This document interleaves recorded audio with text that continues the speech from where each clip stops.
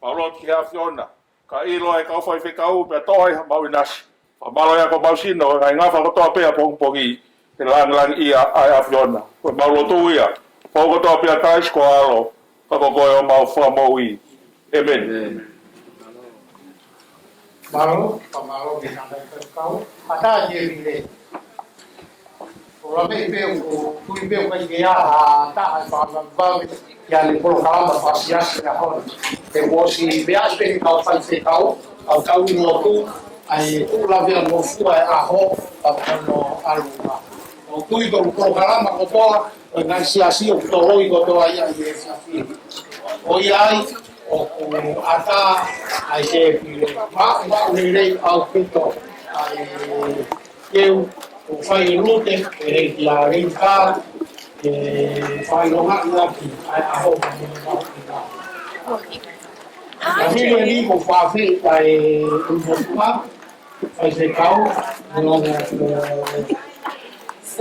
non fa fai ai fa fish o te pire tio o Hawaii a hiria vai ver o fantástico Palama, em que o fanal, o família, o barreiro, o cá, o pico. Aí esse aqui, o famo que o boque que Maria tem onde a ama que a quando cá o tupuma na rua, o bom que a ui, aí tu bom cai, a Maria boli o cai motua fai ai fa fish o teu he family e o malo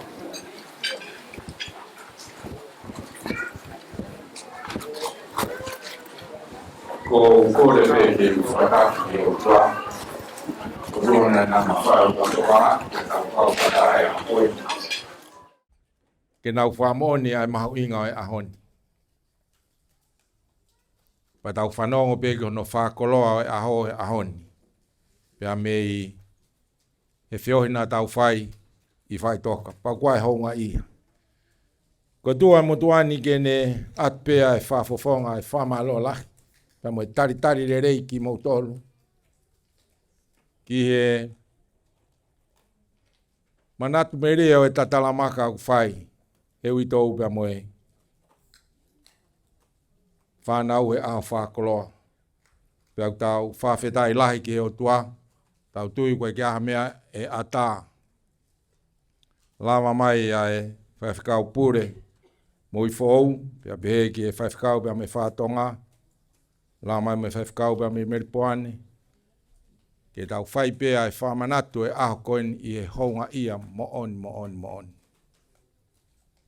Ko e whae koen i nai pe mea nā kuhanga o manatui. He hanga i ne. Wha tala whatongia o whaiange ki he motuani. Pea kumau ia he whanau au ke whangamoko puna. Ai rea koe ni. Koe whae koe ni, ne sa ia pele rei taha. Pea kai ke toi lo ia. Ka koe whakoloa e aho koe ni. Seo peki he mea whai he whanau koe ni. Whai pea le rei taha. Pea kou whamalo lahi atu, kia ki mau tolu, i he tuku ho mau taimi ka mau lama mai ke tau kau ngā kau. I he maalari o e manatu meri e kua whai. I ano tau taha o e tariui ai whae koe ni. Ki e iki he whanonga au tau iai. Pea ku whakoloa ai ahoni. Pea e o whalai atu ki he whai whekau taki, pea mo e tau lama, pea mo e tō whatongia e aho koni e whainoi no poto. Ko hui koe ke ngata pehe ahoni. Kai hoko ato ai whanonga o whai. E whai whikau i tau, pea mo e i whanau he whanonga o tau iai. Tau whanonga ko toa peke he tala i whare o whai he whai whikau i. Pea koe wholofola e o tua ke ha ke mo ui aki. Ko tui koe whekau ia ku omi, pia koe whakolo ia ahoni. Ke toi whakahoko pia tari loto le rei, ki mautolu, pia moe whakakakato o ahoni. I he loto le rei ka mo mea mai o tau kau ngā kau. I au whakoloa koe. Tau, taimina tau i mala e ai, ko whau pe hala kau pe he, sayange a fu he uha. Pea ku whakawhiewhia ia. Ko tau hiki pe he a fu ki he moko moko. Pea ku whakoloa, pa koe whakamalo lahi a ka ki mautolu. I he whakoloa koutui au ia ka pau na e uha. O kulahi ono umea. E ai e puke. E ai kai ke lava mai ke te pire ko e ni. Ka koe whakoloa, tau whakangongo pe koe hai whotutua e o tua ki ahoni. Nai whotutu pe ia ke afu. Ka koe kule rei ho tahu i o tua, pea ku whawhiewhia ahoni.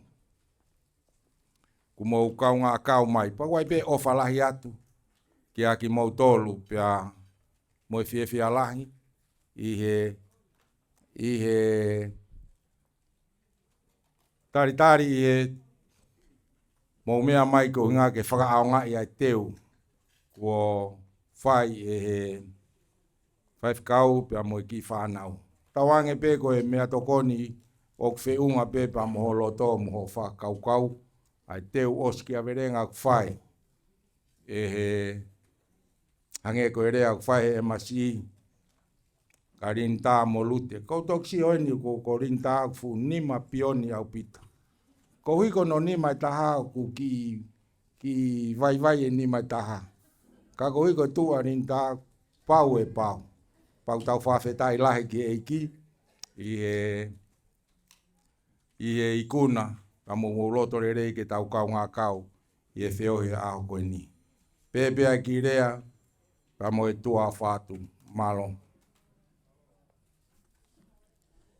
Malo, whamalo ki he tātai whaifkau, pia whahoko i rea taritari o e houani.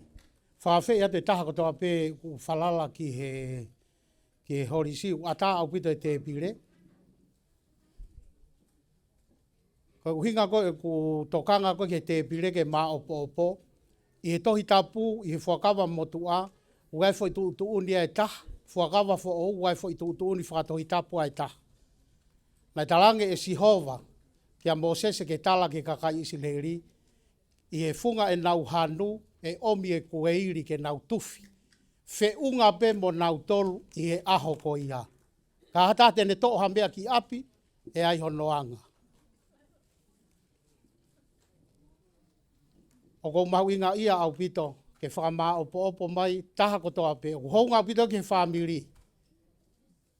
Ai taha kotoa pe, ku tukuange ho mo ua, pia mo ho polo kalama, ka ke lava mai ke tau whiohi, koe hounga ka koa hounga. I he whakawa fo ou, tala noa i a sisu, talange sisu ke ne kau ako, ke whawhanga ai fuukakai. I he lau ai tohi pa mo e tala noa koe ni mawhepe ai kakai tangata. Hiri koe ai whawhanga, na te kai ke talange e sisu ia ki he kau, ki he kakai koe na nau mau mea toko ni, ke nau alu muha mea ko nau api. Na ne talange ke ne kau ako. Whakamā opo e mapaki i maa kotoa. Mahalo pena talange pita, whewhe ke tuange nau alu tangi sisu. Whakamā opo. Pau mahu inga au pita o peke tau whai e mea kotoa au whatatau ke tohi tapu. Ko iai o kou whaamu, taha kotoa pe, mau mea tokoni. Heu kai ke ilo, pe te utalatu, ke alu muha mea pe whakamā opo e mapaki i maa kotoa pe o tānaki. E ai pe tau kaurea, maa whana o he ahoni.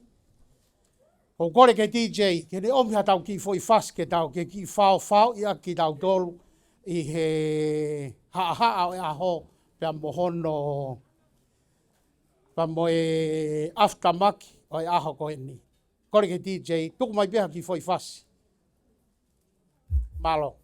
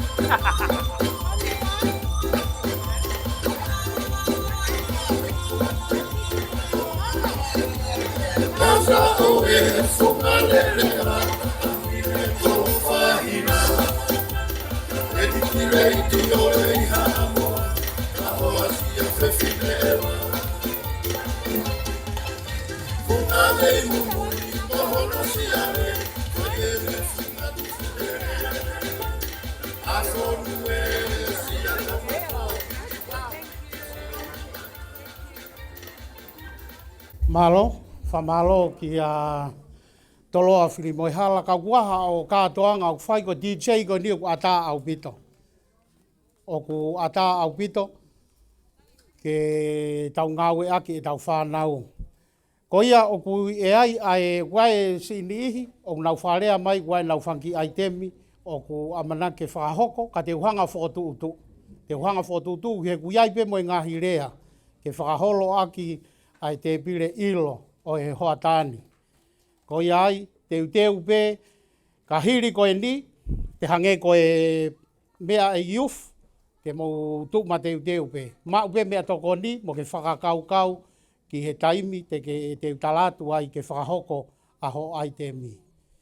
Malo, kore peka toloa, ke ne tukmai pe hatau ngahi whasi, te ka hiri a, maha fwoi whasi e ua, te u whakawhei, ai taha o e koe whamiri foki o e whine e ikini o konga ua.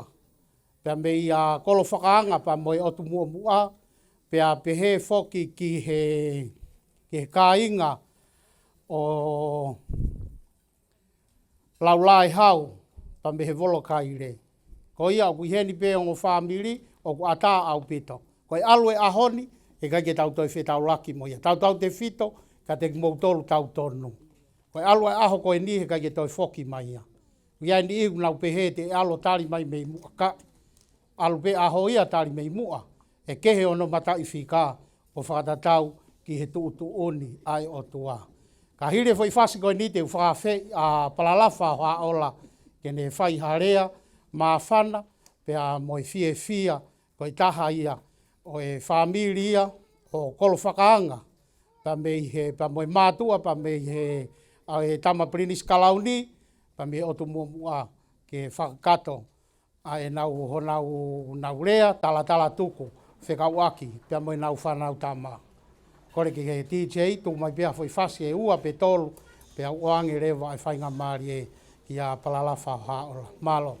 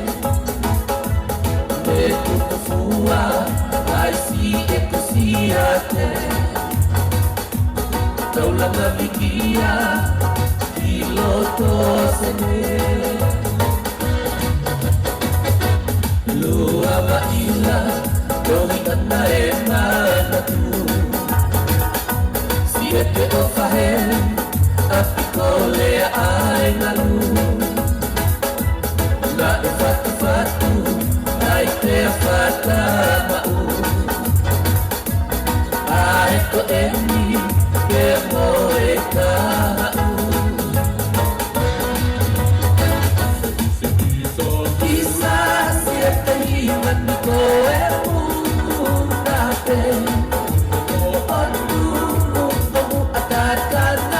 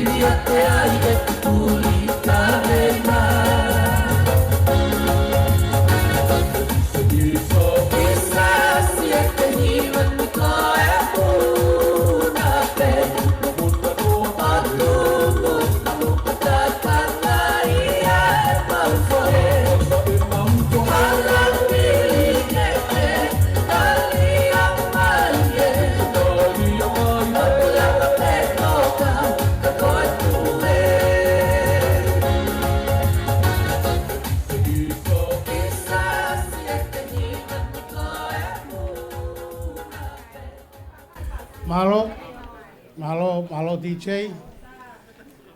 Ko kore ke tau taitari ai matapure ai tampurin skalau ni kene fai ai ki rea ma fana mo tau tolu i he hoan malo.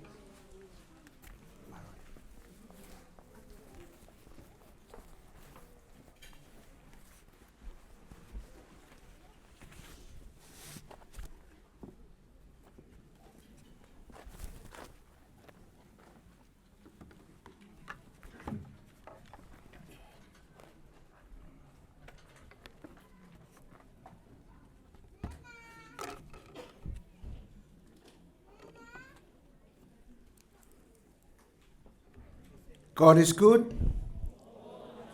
all the time. Thank you. Wharapu ki he awhio ai o tua, kia mohono lau maari e, ai aku ni awhio ho tau roto ngā he ahkoi ni. Ai o tua, tala mai he wholawhola, koia, oku ne pūre ki he mate pia mo ui. Koe vunwalu ia o loto te tau. Pia koe tui, pia koe eiki. O pūre whakarewelewa ia he mo ui e whahinga o tangata. Wharapu ki he tangata iki whaiwhekau. Pūre o e vai whanua Australia, ap tanga vea. Pea pehe whoki ki haa whakalunga tonga. Warapu ki he uitou, Tidari Kolomalu. Pea pehe whoki ki a uluiki. Umaa whoki a peta. Pega te kina, te wila. Pea moi toenga o e whamiri. Wharapu atu ki he sola, ka mai vulangi, o ku tau te fua, i he malumalu e holo ko Fetu'upongipongi e ahakoini. Kai tuku mua, pea mo palalafa haola, ke tongia, whatongia, ko kouna ia ki ai, ko uhi ko e whamiri tamai, a Kaufusi.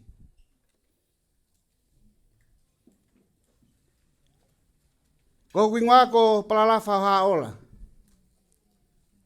Ko iki motu a whaifatongia pe. Ai pinis kalauni, pinis tupautoa. E tu pe mua ke u lave. Ki hoku uhi ngā, pia mohoku fau ngā. I aha koini. Te ria nā whaha tāla whiri. Ko hae uhinga o kou fotu atu ai ho mou loto ngā he aha koini.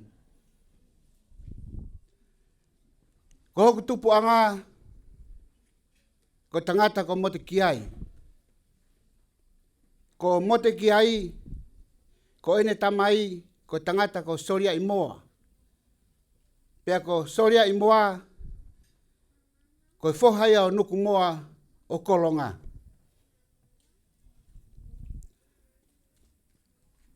Na mauhoa a soria i moa, mo whiwhine ko ritea. O iai na whanau e toko whaa. Whiwhine ua, mo tangata e ua. Ko lahi ko kasanita. Pea ko hoko ko sosaya fusi. Pea ko hoko ai ko mote ki ai. Pea ko sisi taha ko serita. Ai au tupu mea so ape. Ko sosaya fusi. Na ne whare ia. Na iai hono ofe fine. Ko merse ini. Tupu me ai. A salote pea mo. O mori. Kai tuku mua ke ulawe, ke ta whaaki koia mo te ki ai. Nai mauhoa mo te ki ai, mo whiwhine, me i kotu, na ui ko Salome. O iai e na whanau e toko whaa. Ko lahi taha, ko sione whatai. Whika ua, whinau si titi.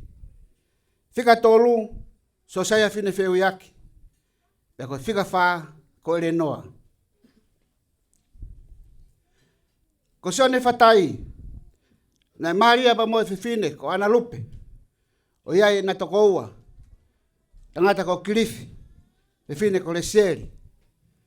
Pana e mauhoa kirifi. Whiwhine ko Salome. O tupu me ai Kaufusi kawa. Ko whinau si titi. Ko whiwhine ia. Na Maria mo tangata ko Kariopasi.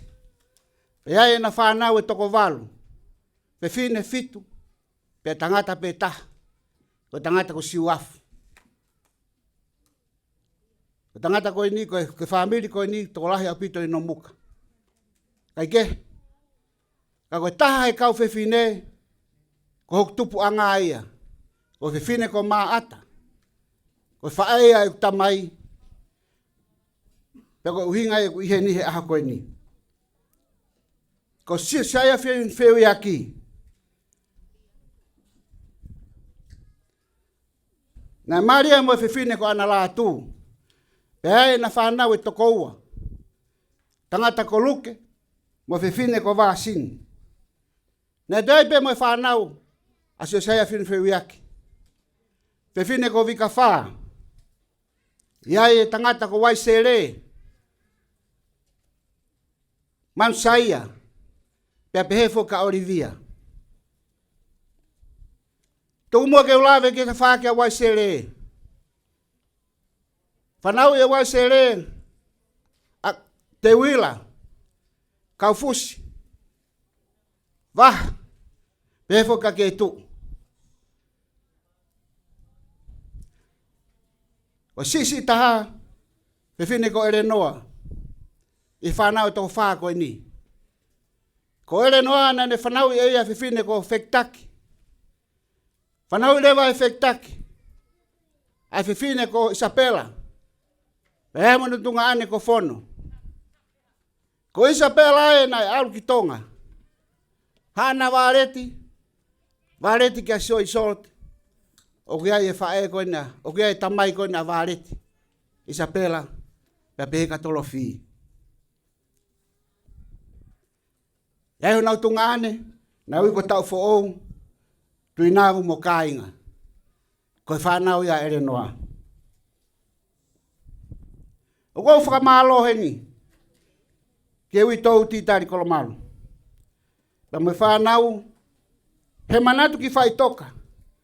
Pea mo fie mea ngāwe a ki au he aha koe ni. Ai ki motua a tai iloa. Ka koe uhi.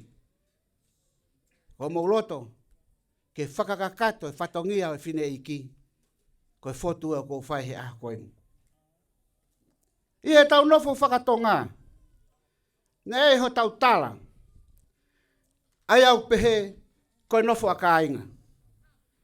Pea kuhinga ia. ke afa mo oi o fe ofa aki. Aia o makatu unga ia i fe tafe aki. Ho tau ngahi toto. Pero hoko pe haka venga. Fa family. Ia fahinga tunga fare o family. Pe tu uni leva he ulu motu a. Ke tak tu. Ke ono tuunga pe fai hono fatongia. Pe mahino leva. Ai kei mau luta. Ai nofo aka inga. Pe pehe. Ki he uho. O fai ka vei kola. Ai nofo fa family. E tau nofo nai fai ono aho. O wia ye whaka apa. Respect. O wia ye mamahi mea. Passion. Loyalty. O wia ye anga whakatō ki lalo. Peko e loto tō. Peko e humility.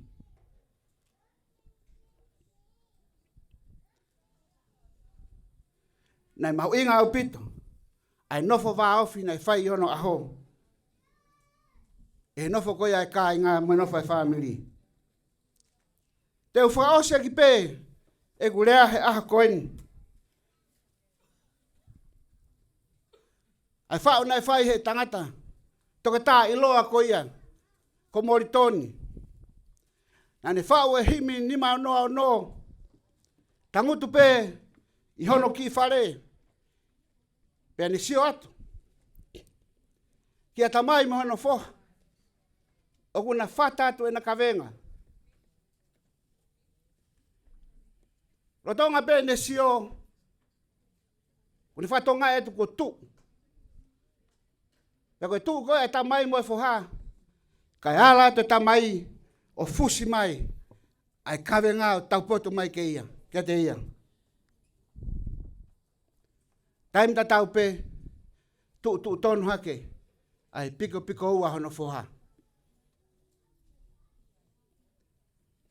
Hangarewa e moritoni o whao, vesi koeni, vesi hono wana ne pehe. Ko e tau kawenga ia, e tau mafasia e, ko e ahi fafa e tau mea kotoa pe. Ko e toi ni mo ngala, ho tau tolu pe fo ui, ko e fie maha mo taha. Ai mama fahe mo ui. Pea koe loloto, ene whakakawenga ene whao koe ni, ne aia he vesto lung, nā ne pehe.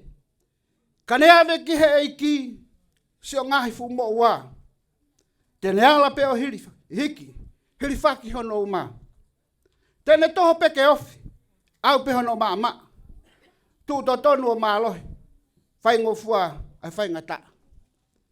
Tidari. Ya behe ke whanau, mo whamiri he aha koeni.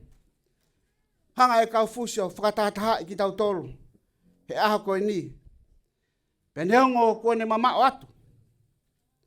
Kau ke iongo mai pe, e ne ngahi tala. He mo ne rea o kutaka i ho tau whanua. Kua mapaki ai whaa. Kau kei alaha, ahono ulu ngā. He koe whae, nā ne lau kau aki. Ai alofio whakatua meri e. He nā ne tawhi. Pea kisu. Pea nai tonu pe e ne whakala a. He koe uhi koe ne ofa otua. Pea koe uporei. I tau tolu he aha koe ni. Ai moi. Nai whai he whae koe ni.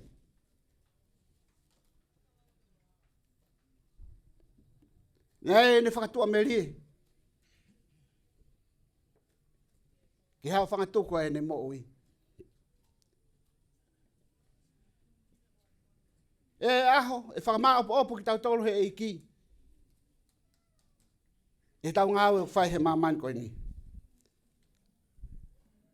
E neo ngono whai ngata, ai whanonga whai he karistiane.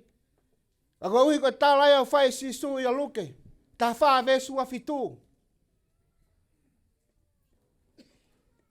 I longa koe, ke whio mui ke te au pa pau ke fuha kolosi.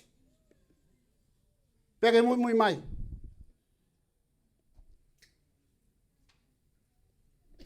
E whakamā o pōpo ho ngā we. Pe me māman koe ni. Neongo kua pekia Kaufusi.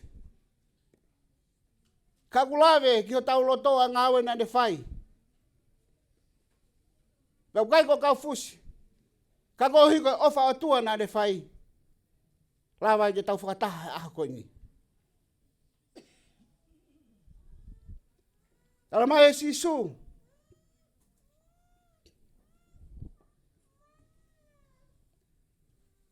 Isa. Tano a apostolo ko sione. Vahe tolu vesta valu. Koko e koe tui. Ke eiko sisu kalaisi. Kai ke whakamaua koe he mamai koe ni. Ka koko e ukai te ke tui. Ko os whakamaua koe. Mena tala e ulak pita. Vahe ua vesu ataha. Amai, koe mea na ui ai ki tau tolu. Ki tau kātake ai mamahi. He koe uhiko sisu. Na ane kāte kina ai mamahi. Koe uhike tuku ia te tau tolu. Whai taki anga. Ki tau fou atu ai. Pe tau wofi atu ai ki he eiko sisu kalaisi. Kau karistiane ah koe ni. Mau inga. Tau whapapau iho tau whakamu ui. Ko lau ma bea e whainga maari e o kou tua i hao haanga peheni. Ke utala. Ai mau inga. O eiko sisu kalaisi. Ko whakoloa e tau mo ui he maaman koe ni. Whakoloa e nei whai he mo ui e whae koe ni. Pane ongo. Ko ikai ke i hen. Ka koe tau whamanatu e aha koe ni. A wai e fia. Ho mo lava mai ke tau kau ngā kau whakataha. He manatu me rie. Ki he whae koe ni. Ia e fu whakataha e whai ilangi. Te gai ha aho pehe ia he mo ui e whainga o tangata. A koe tālai au whae ai sea whanoa vesto taha. Kako haa matatari kia Sihova. Te nau whakafooho nau ngū. Te nau puna ki olunga hange ko ikare. Te nau lere o ikai ongo sia. Te nau haere o ikai vai. Kau kasteane. Whatawangi whai tāpukina ki mautolo he eiki. He aha koe ni. Ia beo mau inga he tau mau ai mo ui. Tau ngau e au ngaki. Tau whai e whinangalo eiko sisu kalaisi. Ofa ati ke te mautolo. Ofa ati tangata i whai whikau. Ia pehe ke uitou. Mo toe ngā whanau. Na e Fetu'utaki ange pē. Ke urere mai. O whai a rea koe ni. A neongo no whai ngata. Mono mamau. Oi hau. Ko hui ka ko o whae koe ni. Taimlahi. O manatu ki whae koe ni. Taim ko toa peu si tāanga te au. Pene onga taim ni.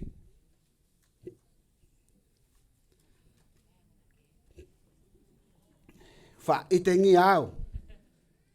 Kana kai ke utokanga. He koe whae nei ofa ia te au. Ofa ka te mautolu. I he wafa sisu kalaisi. Malo. Amen.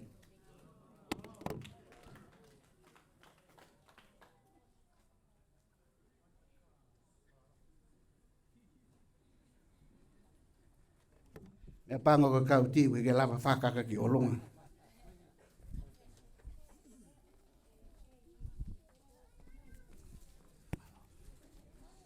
Malo, whamalo ki a palalafa haola, whakato e whatongia. Ka ke whai o ta ngata palalafa, kone osi anaen. Ka hao mea mai au pa me he whetu ke iai mahalo te toki hau pe koe i haku aho oko. Kau taula eki. Nai takasuwa e matangi pe au hoha. Kau toki ea fo ou pe au ngata. Kai whakawheta. Tau kei lusia ki tau langa. Taimi nai takasuwa e matangi koe ni na e fuwhai ngata au pita. Ka hange ku matawhia to e loa ko ia pe a hau ai ea fo ou e manatu Ko i whakaamu kia mautolu whamiri ke o wana mautoi whoki o ngata. Kai whakawheta o maulusia ki taulanga. Ke wheilau ai tamau amanake tau taritari. Whamanatu he tau ki he tau. E ne hoko mai o tangata kakato mo o tua kakato. Kore ke he DJ ke omi ai foi fasi pēta. Pea kou kore ka teki nautolu o ku anautolu ai ngahi nau koe no kui he Stacy ke whakakakato ia koe hae wawe taha koe lava ai ko hinga kai hoko atu ai polo kalama he o ku api pe taimi tu mo whaila ngai whatongia tau te fito ki he whama opo e ahoni ki he aho e kosperi e aho a pongpongi. DJ, malo.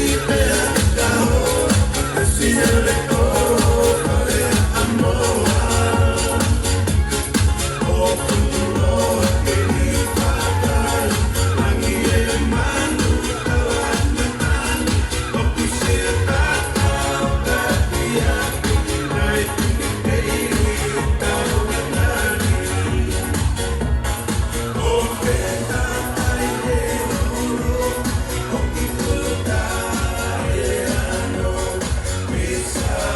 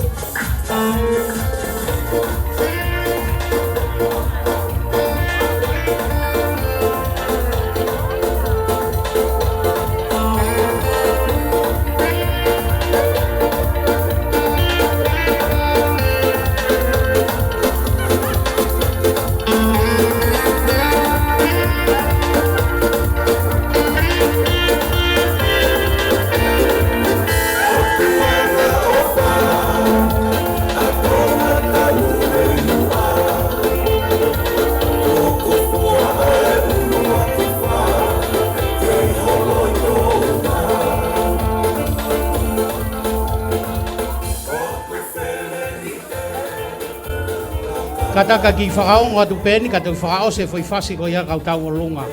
Kataki i he whoea, na teuteua i he whangamaka puna a e t-shirt pa whamore more. Na e aipe no uhinga na e kai ke omi ai ke tuwha, o nau display ai a t-shirt pa. O ku ata ai ke taha kotoa. Koe me ai a au mo au.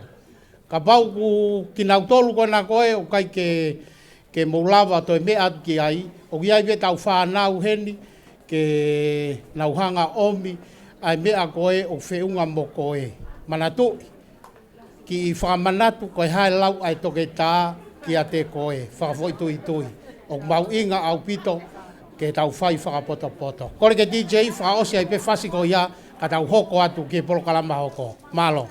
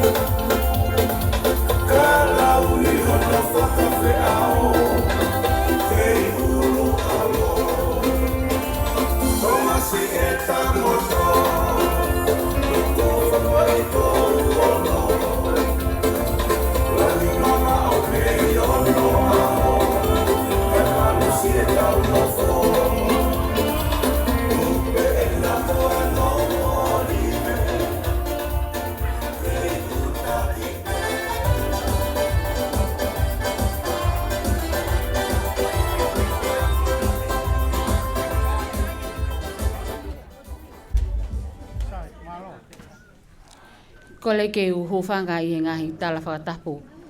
Ko osi hono whakahoko i he kamataanga o tau whiohi a koe ni. Ka e ata mua mua au. Ke whakakato atu. O mau ki whatongia whakaosi. Ke mawhae.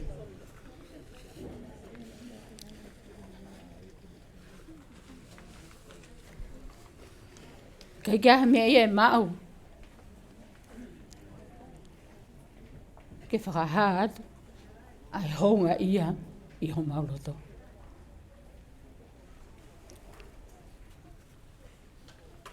He mo lava mai he a koe ni. Ke tau kau whataha mo ki mautolu. I he fia fia. I he mo ui e whae koe ni.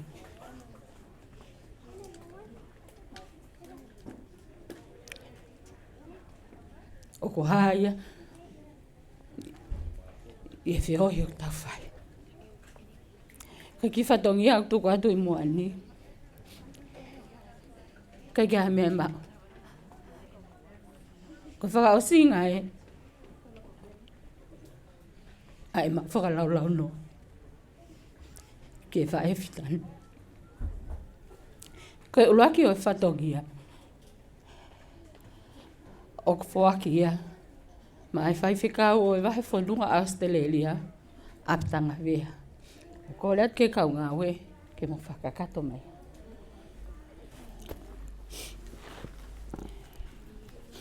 Pea au ki ai pea mohono umo.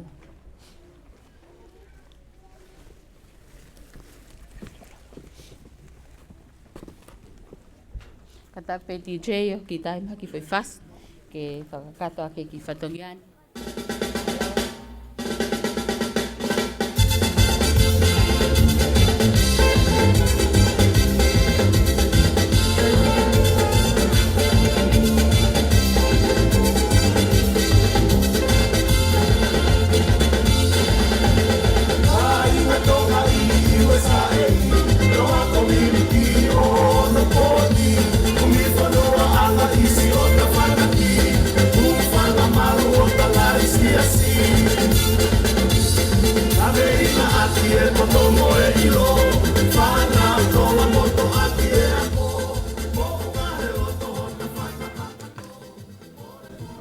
Koe ki whatongia hono hoko, koe ki whatongia ia ki he whaiwhikau sea o e taiosisi tōkai kolo o Australia, Scotty Latu. Atu e mo whakamālolo to hounga i he ngahi whatongia ko toa pe tau kau whatahai.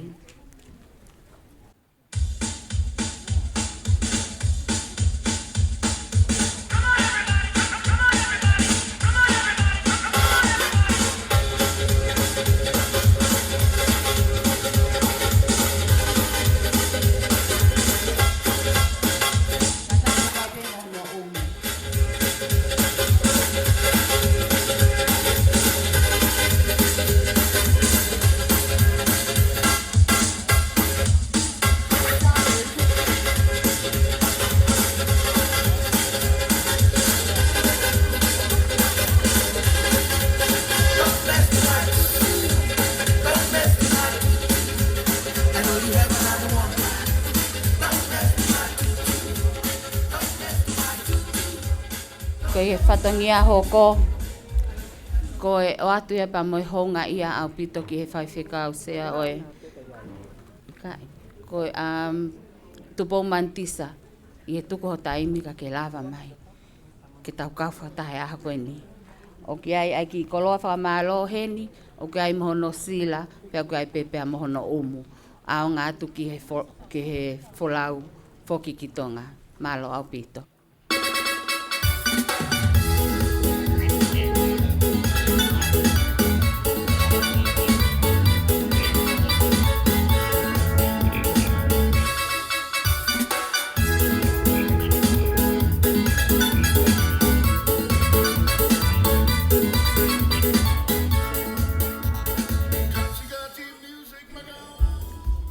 Koe whatongia whakaosi, koe whatongia ia ki whaiwhikau a Kaufusi.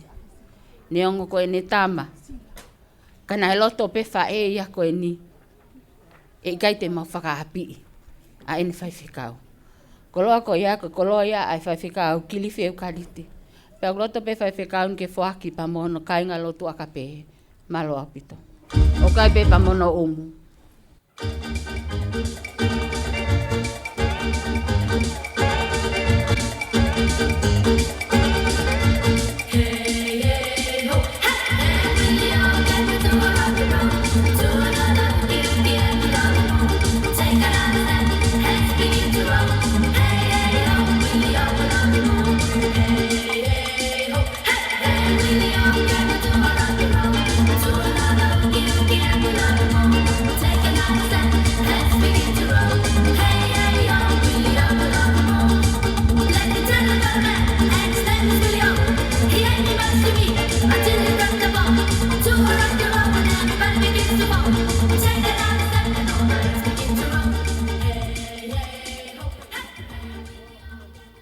Malo au pito, ko kolfa mole atu. Ka pau ke hato whatongia o i kai ke whiunga pe mo wakai ko kolfa mole atu. Ko ngata ngā esi o whatongia ki he ahoni tua whatu.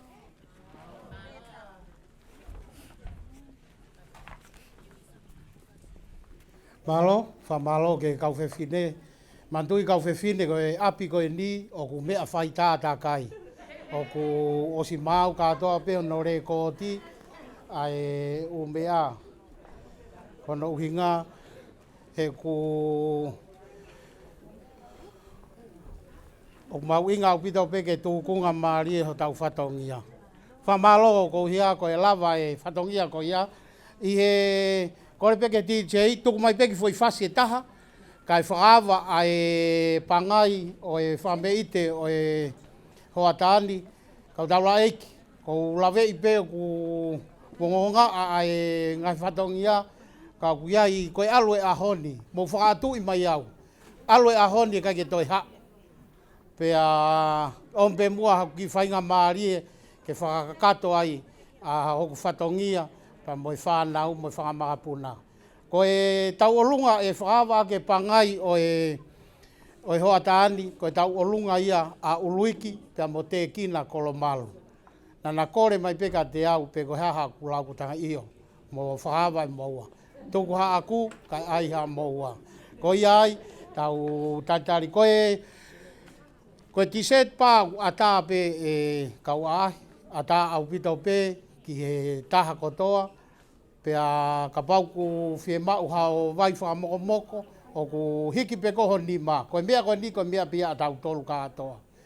Whailonga mai pe, kai aluato e kau whaifatongia. Aia koe e tau olunga kamata ia. Kore ke DJ tuku mai pia hoi fasi. Kau hia patau tatari ai ki he whaawai pangai o e whiawhini. Malo.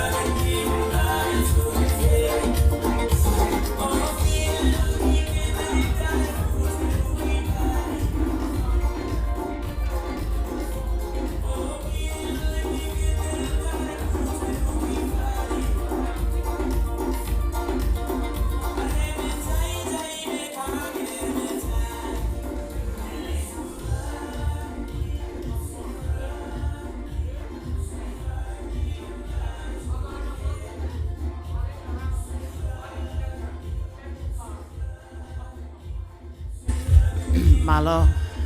Ko kore ke hu whanga ngai tala whakatap ko tō peku o sana whakat me moani. Pau whawhetai ke eki e toi mau whainga maali e. Ko kore wha mole mole atu te lia na e ke i he te fotu atu he pangai o aha koe ni. Ka koe te si itu upe kita o whai whatongia ka mo si oto ofe fine.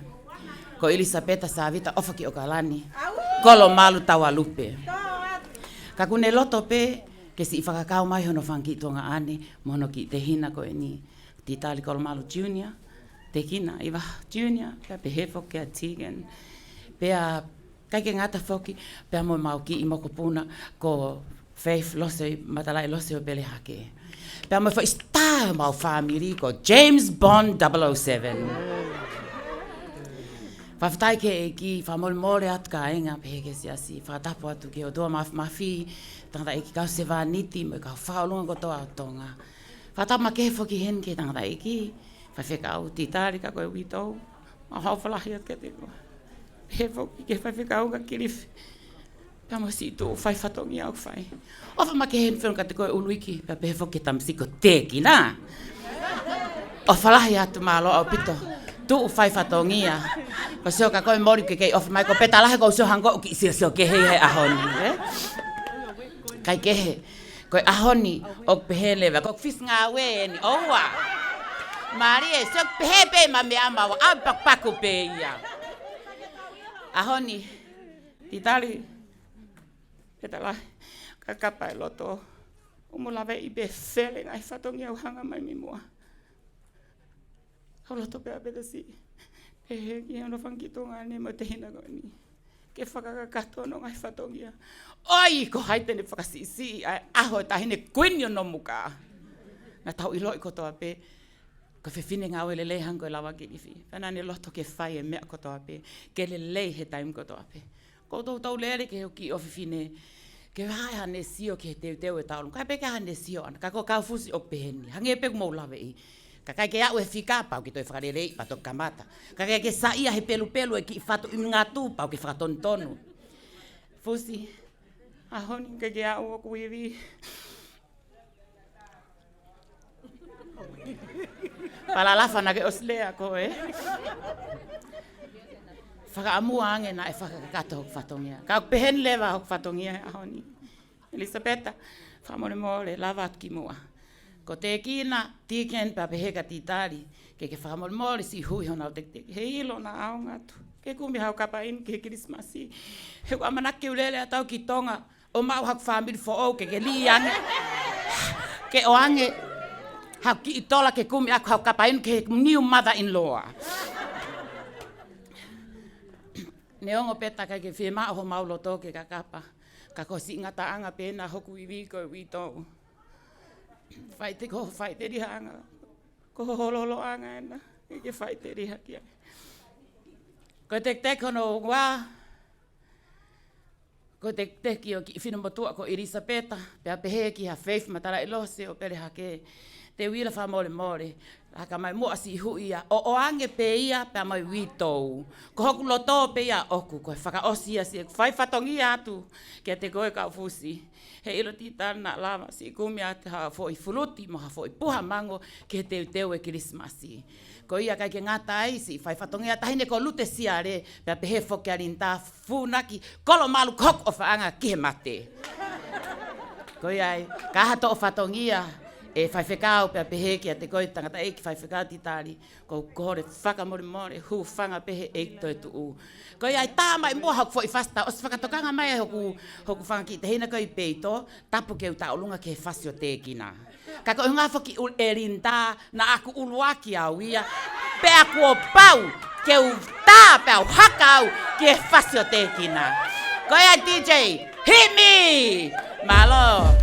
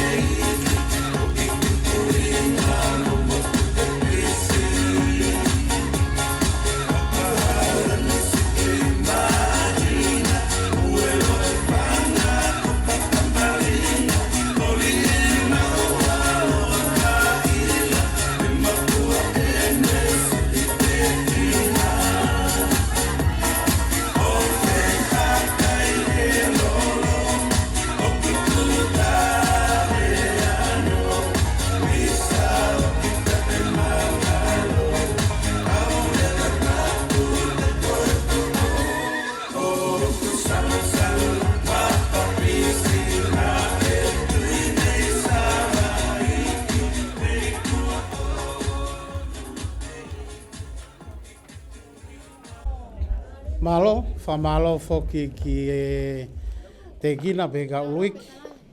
Pe ki ngai kuwhi kau aki i he whaawa e pangai e whiawhia. Whawhiawhia e matanga e ahon.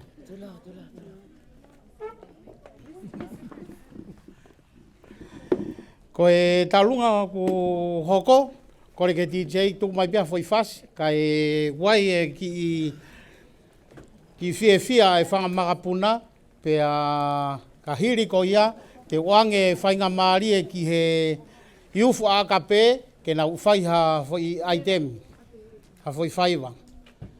Kore ki e DJ tuk mai foi hiwa peta, foi fasi peta, pe a ka e hau e whamakapuna. O kore pe e kau taula eiki, kau ni wakai e kosperi pe ki si kau aahi o honga upito ka teki mautolo. Si o mou tuku whainga maari ka mou lava mai ke tau kau ngā kau whata pa mo e tangataki witou, pa mo e whanau, mo e whangamakapuna i ahoni. Neongo ko e ko oku lahi au pita ngai whatongia, mahu inga, ka oku honga, koe honga ka koe honga i a katik mautolu. Ia ni i, na ulava mai pa me i wahenga uta vikatoria. Malu pehe ki arepa pa moe whanau. Koe koe mea si isi en ke whamiri.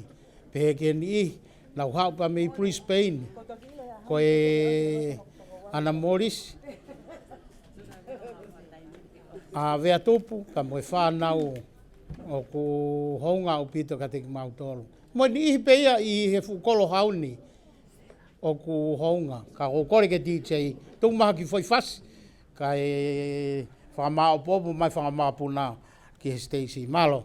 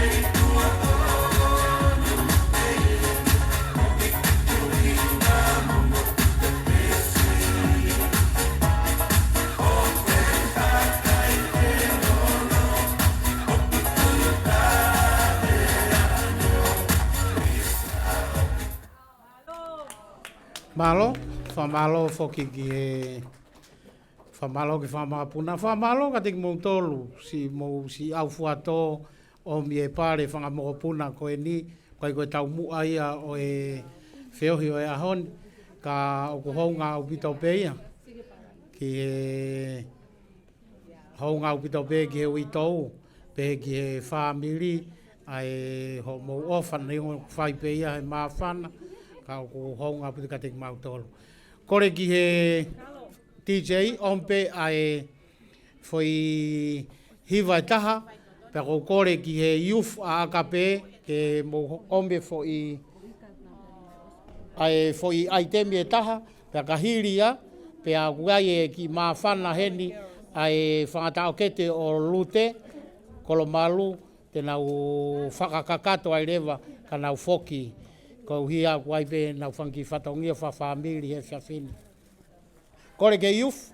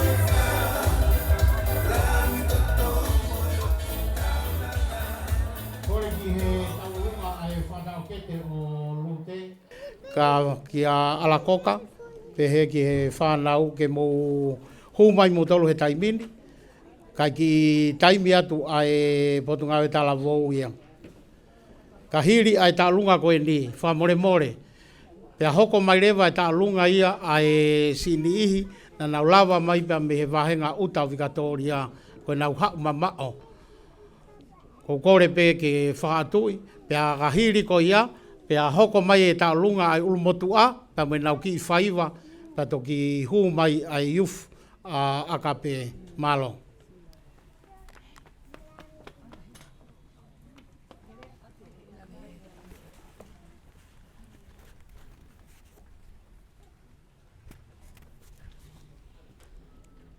Ko le pe ke u whātulo atu e ahon kai ata mo mautol ke mau whai e whatongia ki whisinga au e au i tau he ahoni. Mau tu pe ke whafofonga atu, mau kau he whiawhia he malari e ako ni he koe a mau inga. Hono whakailonga, pa tau whawhetai ka toa pe ke o tua mawhi, ko hiko ne taula mahao tau au sia e aho ko e ni. Ko he te mau whai atu e whawhiawhia, tuunga ia ului ki molute e ako e ni, tu au whatu.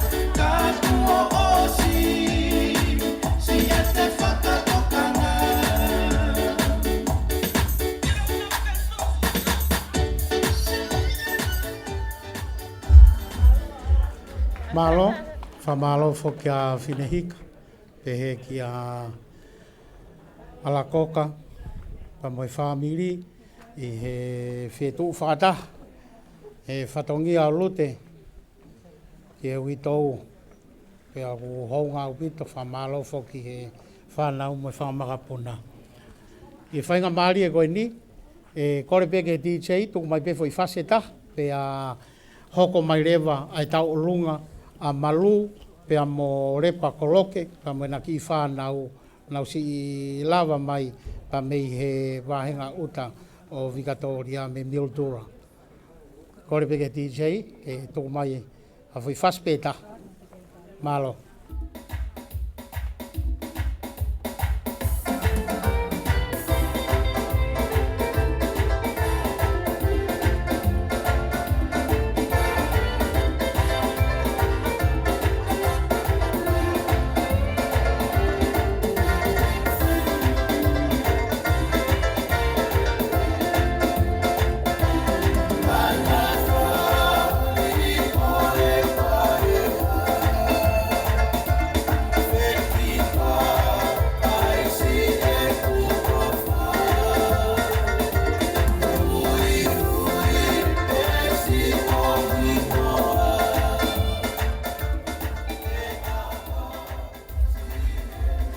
Kole peke u whamalmalo atu I he ngahi tala whaapa ko o sono au whaki.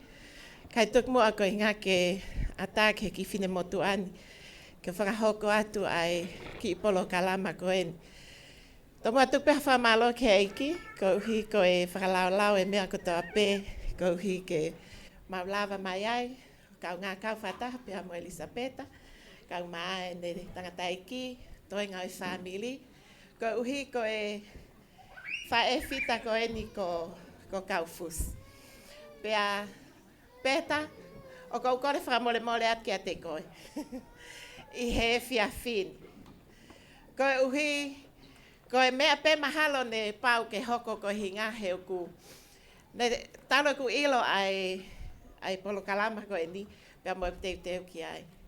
Pea mai he whiawhini, ku kehe ai tala noa e whiawhini. Ne lava mai ke whai mau ki tau o lunga pia ko si tot whare maha ke kau tau o lunga. Peta, ka hekai ke tuke wakaia kai whai haka kau. Ko pau pe ko hinga ke lele mai. He mo ne lea si I pe kai ha. Pea, o ko ai whaapapeni ki he ke tangata e ki ke titali. O tai o falahi ke te koe titali. Pe whakakilifi mo e toi ngā e whangtongane o peta. Kai ke toi whalolo. Ako kore peka peta. Peta kata ki lava mai ki moani. Tō atu peho ku ki teki. Ne ongo ai i kai ke lava ai mea. Ne whai ki ai palani pia mo e whakau. Ka i he whiawhini kua paupeko hinga ke whakahoko. Ai mea ko ia. Kore peke teacher tai mai peha ki whasko hinga ke tula whale pehen ka peta. Malo o whalahi atu.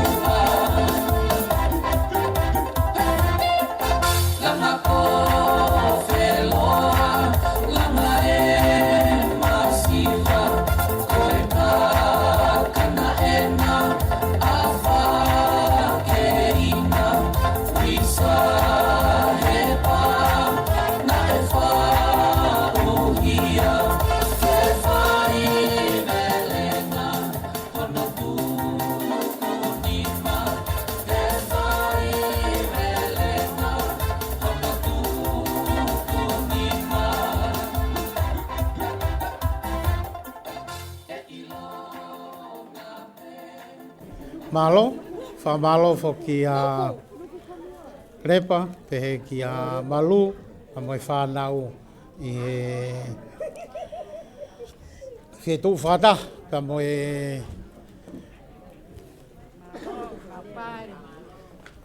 moi whamiri si ui tau, pehe ke toi ngai whanau. Ake whainga maari e koe ni, ki he kaunanga koe ni, he whakato atu, ai nau ki whatongi a malo.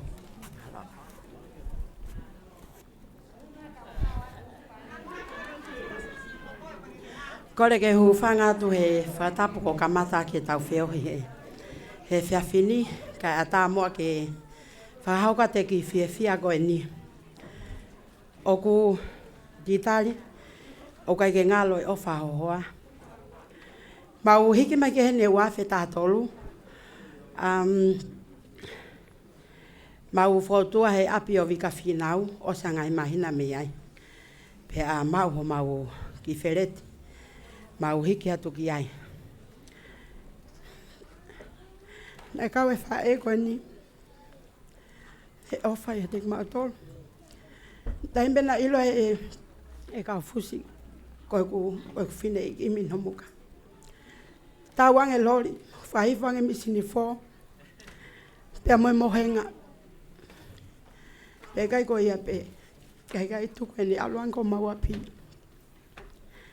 Nange pe hak whae, a whae koe ni. Nane o whae te mau tolu. Alango utai whanau.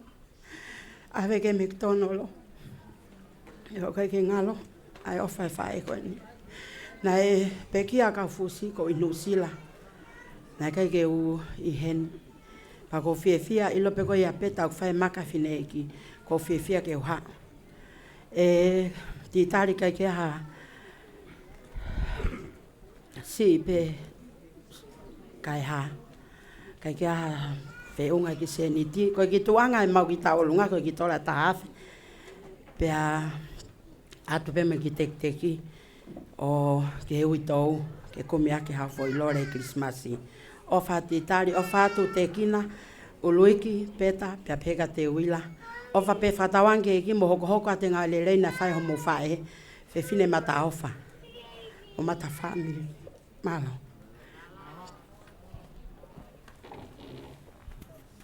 Ala mori.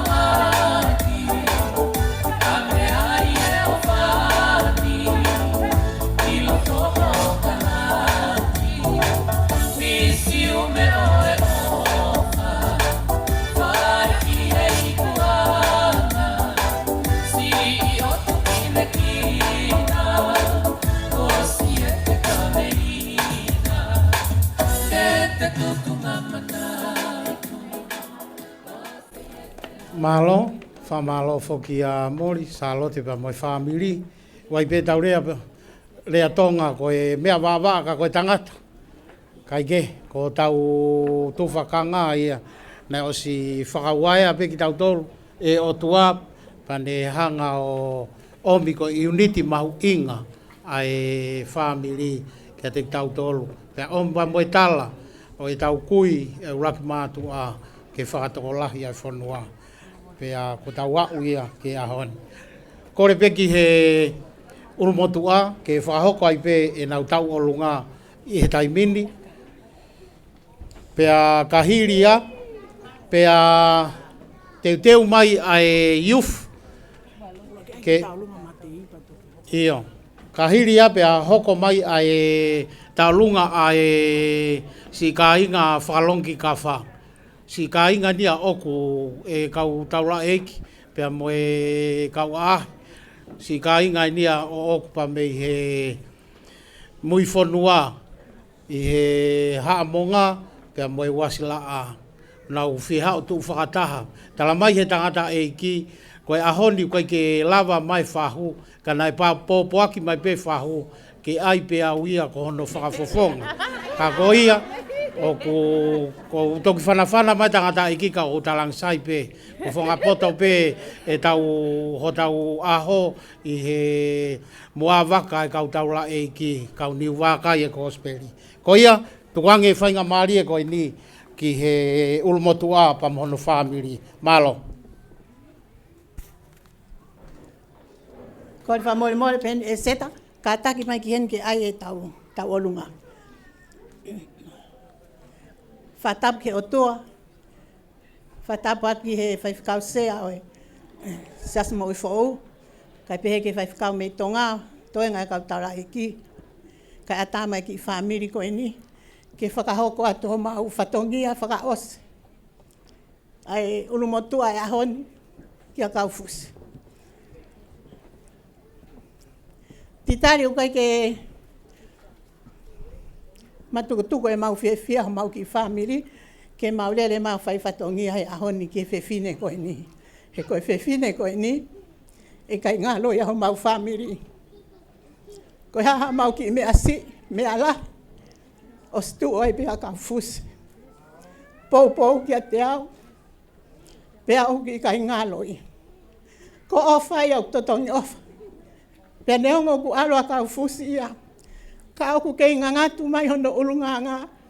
Ki ho mau ki whamiri masiwani. Pea koe ai ti tari maurele mai ahoni kai ke mau whakaloloa. Loto pe e whangamoko puna Kaufusi ko e ni. Kai pehe ke ulmotu ake nau lava mai o whaiha ki tau alunga. Pehe whoke whaiwhekau, wile am taataina. Si tui fuaeni mo si kau nomuka ko toa pe mo hene. Ko tau i heni, ko e hui pe ko whewhine. Whaiwhatongia ko en ko Kaufusi. Ka koe ai titari e hoko ate whanau ko ni. Ai ki i whatongia ko ni. Ko kore pe ka e seta. Kene whakahoko atu ko e haka e whaiwa ugeo ilo iau. Whawhetai ke eiki, ai ai koe mau lele mai no muka, ku mau mohu tale e niti. Pea whawhetai ke eiki, koe ki whawhewhia whahoko e aho ni, koe ki whaiwa whakawhisi. Pea hange koe lawe, koe tau i heni, koe hi, koe whewhine ko Kaufusi Kolomalu. Pea koe he whakawhisi o mau whakahoko, hange pe koe mea nei whai he ne kei mo ui, whewhine ofa o tua. Whewhine am whakaam ke whanglanglangi e eiki he mea kotoa pe. Ki he lelei ta ha ko Kaufusi ia. Ko hi koe ha, ko hi ke eiki. Pa ko ki whaiwa whakawhisia te mau whakahoko atu i he taimini. Malo au pito. Matthew chapter 6, verse 33. Katau, wow! Matthew chapter 6, verse 33. For seek first the kingdom of God and his righteousness, and all these things shall be added to you. Matthew chapter 6, verse 33. Katau, uno.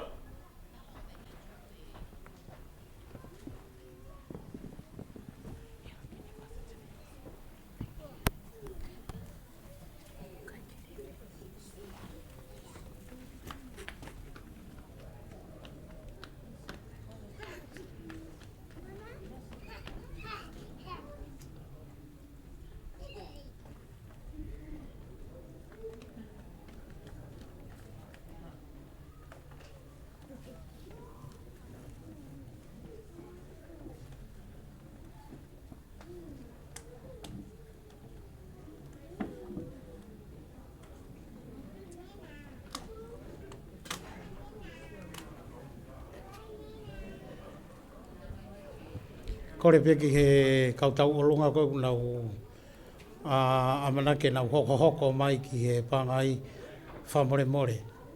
Tuku mai ho o langi tau olunga ho tau olunga ki he tō taha ne kontrol e tau mea rea e tohoni au pito i ki hono mini mais ai tau taimi whamore more. Malo.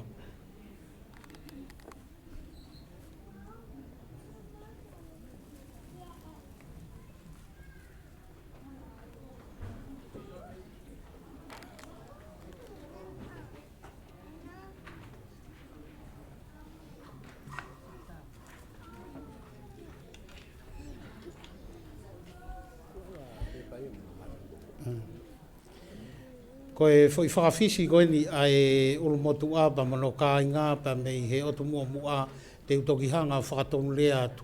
Ai ānaua ai toko taha whautaanga koe ni. Koe uhinga ke uhinga maari e ka te tautolu pea tofu foki.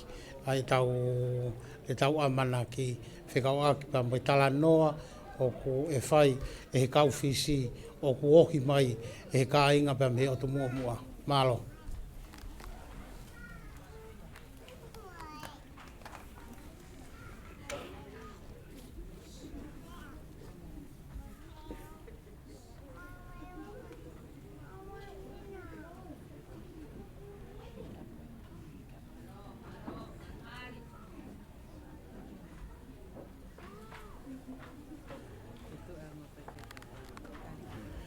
Ka hiri koe ni, hiri tau olunga ai ka inga pa me o to mua te mai si ka inga o oku pa me he whalongi ka wha. Pa mo e haamonga, pa mo e wasila a malo.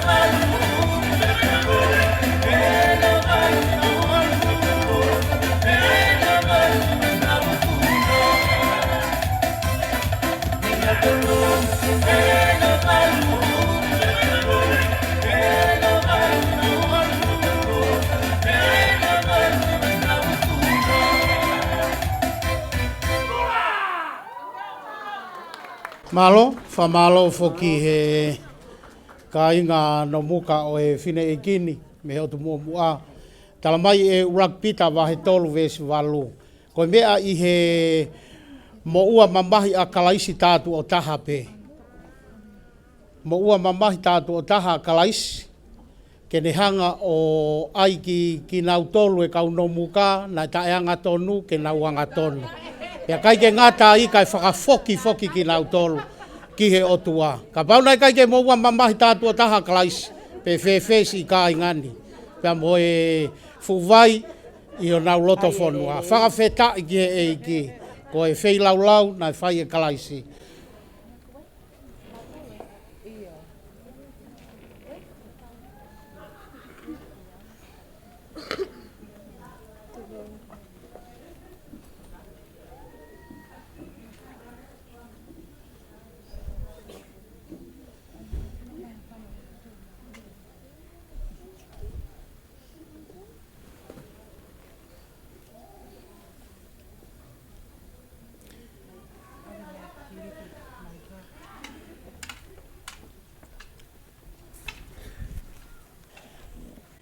Tulou.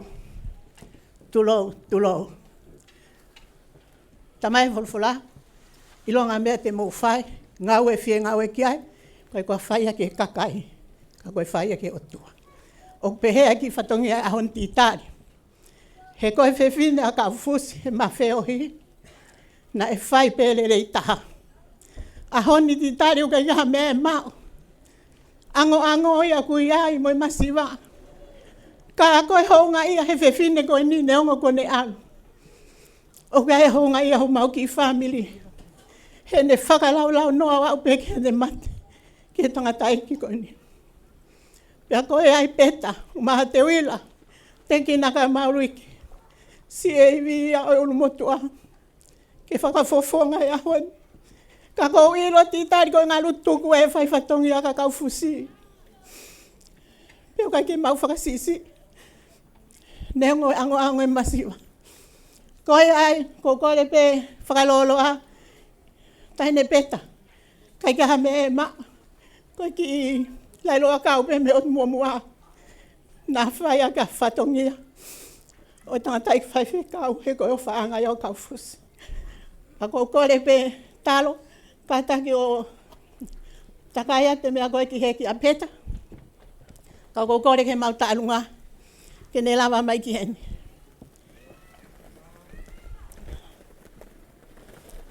Koe ki tamasifo kon ko tala kepa. O si iro pe titari mo ne whanau. Koe pui anga i na Kaufusi. Kaha mea loto ka Kaufusi o ku tāpe ke ki tamsiko ni. Pea koe ai titari e loto lahi a talo e ahon ke hao whaiwa. Koe ne ofa ki a Kaufusi. Pea koe ai koe ki italunga koe ni. Whafofonga tuia. Ko kore peheni kia te wila. Koe ki tahine na si nofo mo Kaufusi. Kai pehe ki he ki pusiaki ki tama te wila. Ko kore ke mō mai ki he no mawate ki tekteki. Koe tau olunga e ni ango whaiwhekau. Kai pehe ki he kainga no muka. Koe ki itolai tahawe. E mau ki tekteki. Pamoto ki awe peke tangata eki. He koe o whaanga i o Kaufusi. Titari. Si e whatongi a ia. Ka kapa e o wha. He kai o se whamatala aku mo whai whatongi a ki whewhine koe ni. Ko alu mau pei mara e ko wafi ka Kaufusi. Whakamalo ki ai ngahi mea lai. Whaka o si o se mo ia Kaufusi. Sisu a tata pena mawhi taulakia. Pea koe tala monua te Kirismasi titari ke te koe mo ki family. He whewhine he whae fita koe ni. Whatawange pe uruiki. Te kina. Piki apu e mea kotoa pena ia Kaufusi. He whae koe ni hoko atua ke whanonga. Malo abita. Tāmai mau whasi.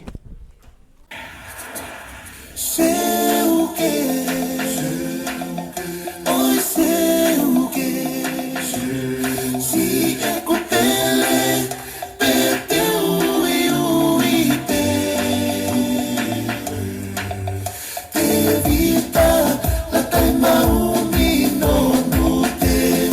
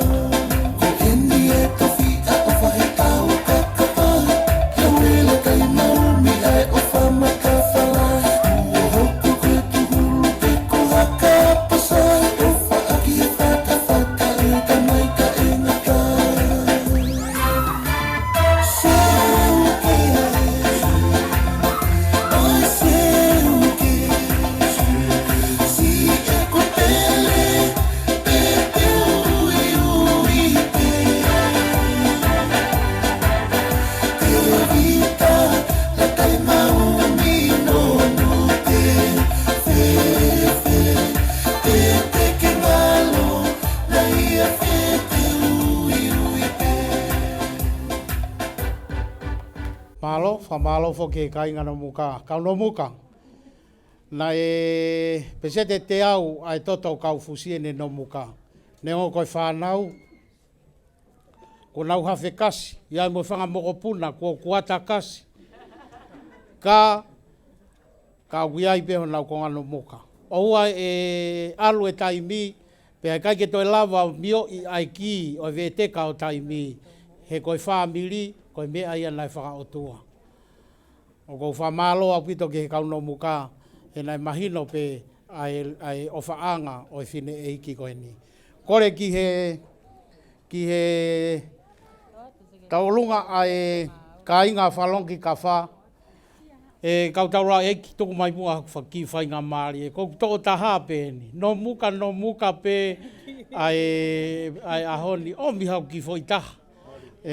Koe ka inga ino okupa me he tuitui a tamare. Te nau wheha upe o tu whakataha. Pea mo au, ke whai hoki whatongia ke he ui tautari, ko e ku ka inga heni. Nā whai ne o ku hange ngari pehe kai ke si lava mai o whamiri, ka ko whamiri enu nau lava mai he ahone. Whamalo ki he ka inga tuitui a tamare, wasila a, ka moe haamonga maui i he si lava mai ke whakato si o whatongia. Malo.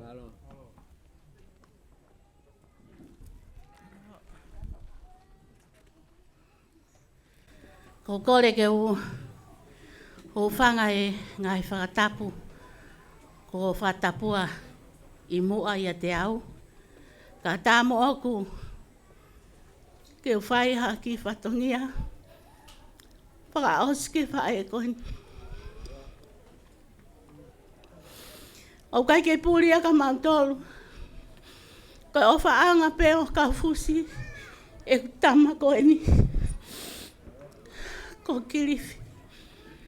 Pau kai ke toi loi ene whakata, na o stawa mai pe Kaufusi ia, ko kirifi pe whahu ia te au, ki te ata whahu ia te au. Kuango atu, ko kirifi pe whahu ia te au, kai te ata ia whahu ia te au. Na o stawa mai pe Kaufusi ia ki mua pe ia ka te au. Kumau heni he aho ni, koe paupamu, mo lango, kia kirifi pe amo peta, pa pehe fo ke hui tou, Ko mea ko tō pēha ni utoa. O si tango tu pe whae ko ni. Ha o ke hele osi. Pea kune whakatontonu i ko tō pēha peta. Ke aie mo aie ke whakaofo ofa. Ko ngā fuko ne ofa i a kilifi. Pea o kai ke ngālo ia mautolu. Ai whae ko ni. E ni hanga toka ngā i ki mautolu me mea ko tō pēha. Ko iai o ku mau heni he ahoni. Mo ki whanau ko ni. Whalong ki kawha me ni utoa. Ke whai pēha ki whakawhie whia. Neongo ko hai ki i momo. Ku mau to'o mai. Ka ku mau whikau pē. He lango he aho ko ni. Ki a kiriwhi pēa mo pēta mo e ui tōu. Mo katak whamole o ngō. Ana mo huiange te teki. Patau tuk whai e tau tālunga. Huiloa. Mai e taha ki he ui tōu. Pau ange taha ka peta. Awe taha ke ui tōu na mau kotoa pe e peta. Awe taha ke ui tōu. Awe kotoa pe ia ki ai. Nasi tāi. Iyo. Ko ia ko mau ki o wha pe ena ui tōu. Ka kia hamea e mau. Ka te mau whai ata ki whakawhiawhia whakaosi. Ki he tahine ko Kaufusi. He aho koi ni. Maa lotu au whātu.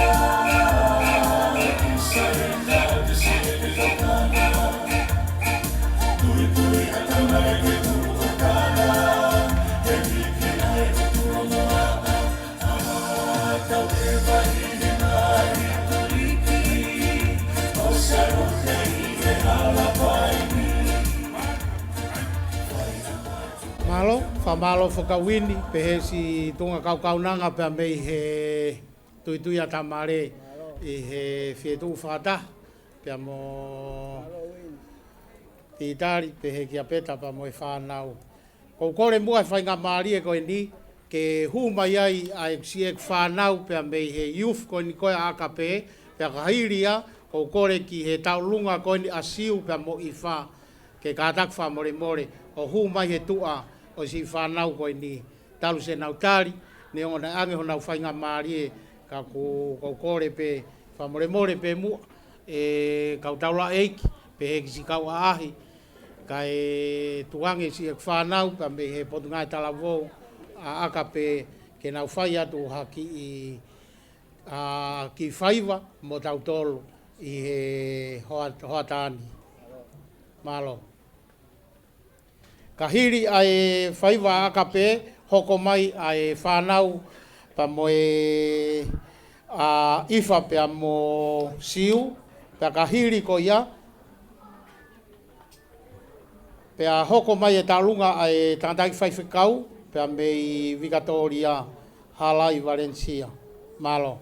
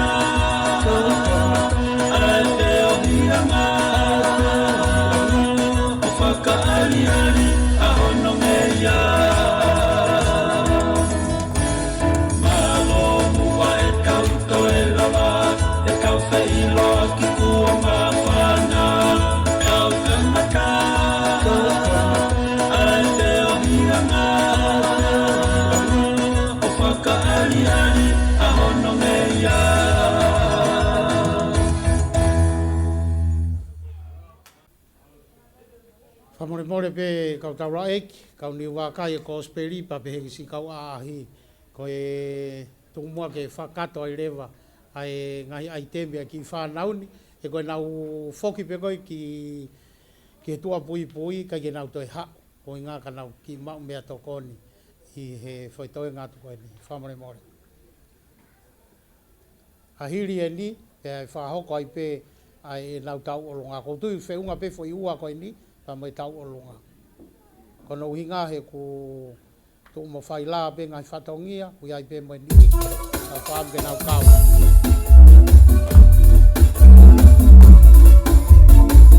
E whakatulo, o e niu wakai, a atara manu, o e otu tongani, ka ata e whanga, o e kai mai, o kololo o e hau, e kua mataki, e toho e waka, o tuku ki tae, e ano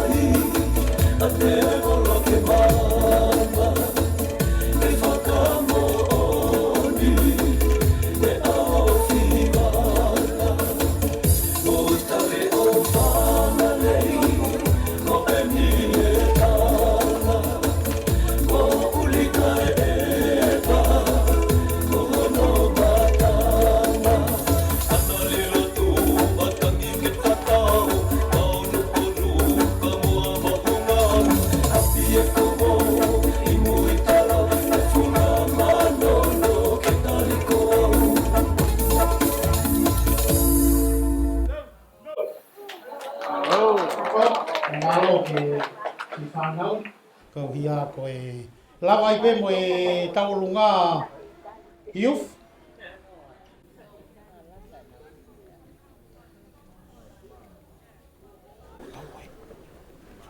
Au tatari heni si family o ifa pa mo si o si Fetu'upongipongi pa mo e family malo. Palo, ko kore ke huwhanga atu he whakatapu ko whai he takumoarea e ahoni. Kai a tā mau ke whainga maari e koeni. Ke whai hawhia whia. Ko manatu ko e mahina peheni e tau ko hiri. Na hiki au tangata e ki he aho taha ono. Pea hiki a Kaufusi aho wanima. Pea maulau ia ko e whakakoloa. Ki ho mau ngai whamiri. Ko e ahoni ko e maulawa mai pe ko e ta alunga whakawhia whia pe. Ko e uhi ke marimari a some.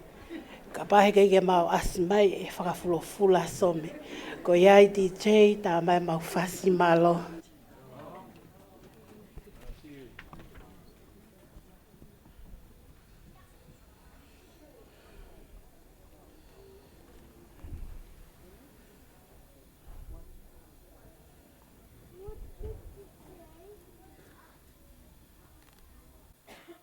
Teu fu olo pe ai hau atea mohataka i he katoanga tuku pe ai kanoloto a mo e whare whakakau tangata iwe mo e whare whakakau tangata.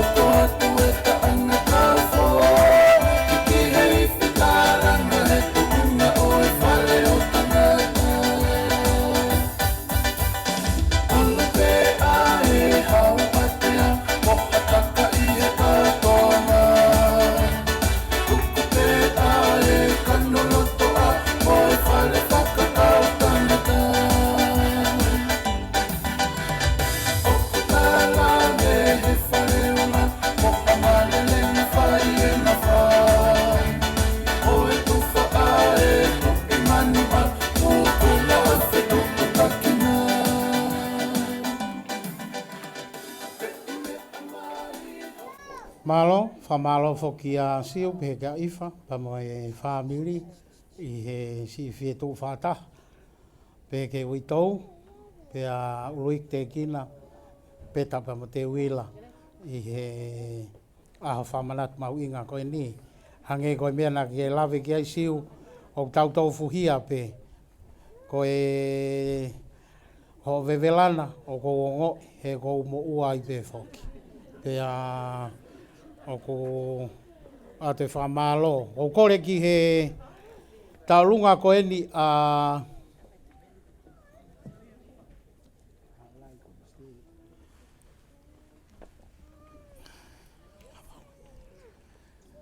taulunga koe ni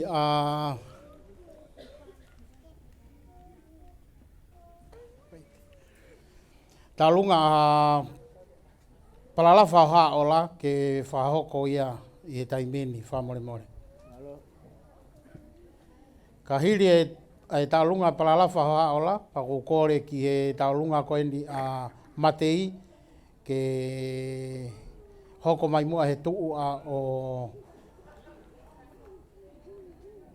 matapure ai Tamplins Kalauni, pia toki hoko mai ai taulunga whai whekau, patuk whoki mai youth malo.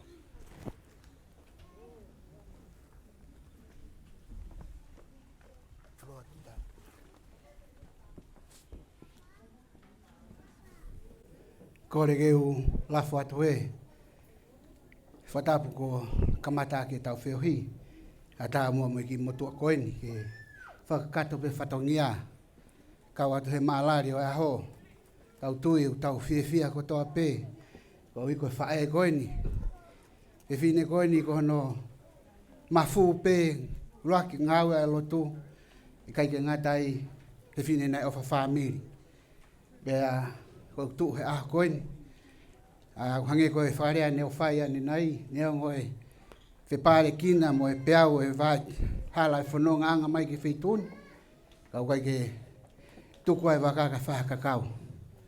O e mau i heni i tangataiki ui e titari ko e piki hama peka e whai pe e tau katea. O i ko e whae koe ni whae nai ofa, whae nai fuaki, e ko e whae nai ala he ka venga na ni whai pe hono rere i taha. Hai a loto tai fie hai ah koe ni. Mau tu he ah koe ni koe mui wanki ui ki mau loto peke mau kau pe pue fie ai ah koe ni. DJ kai ki utorai whamatala tuku ke whahoko atu o mau whanonga ko e teke mau ki taolunga kataki mai e fuaki pe ia pa mau i tou ko ki tola beta ko ia ko kore pe fuaki ke tria to e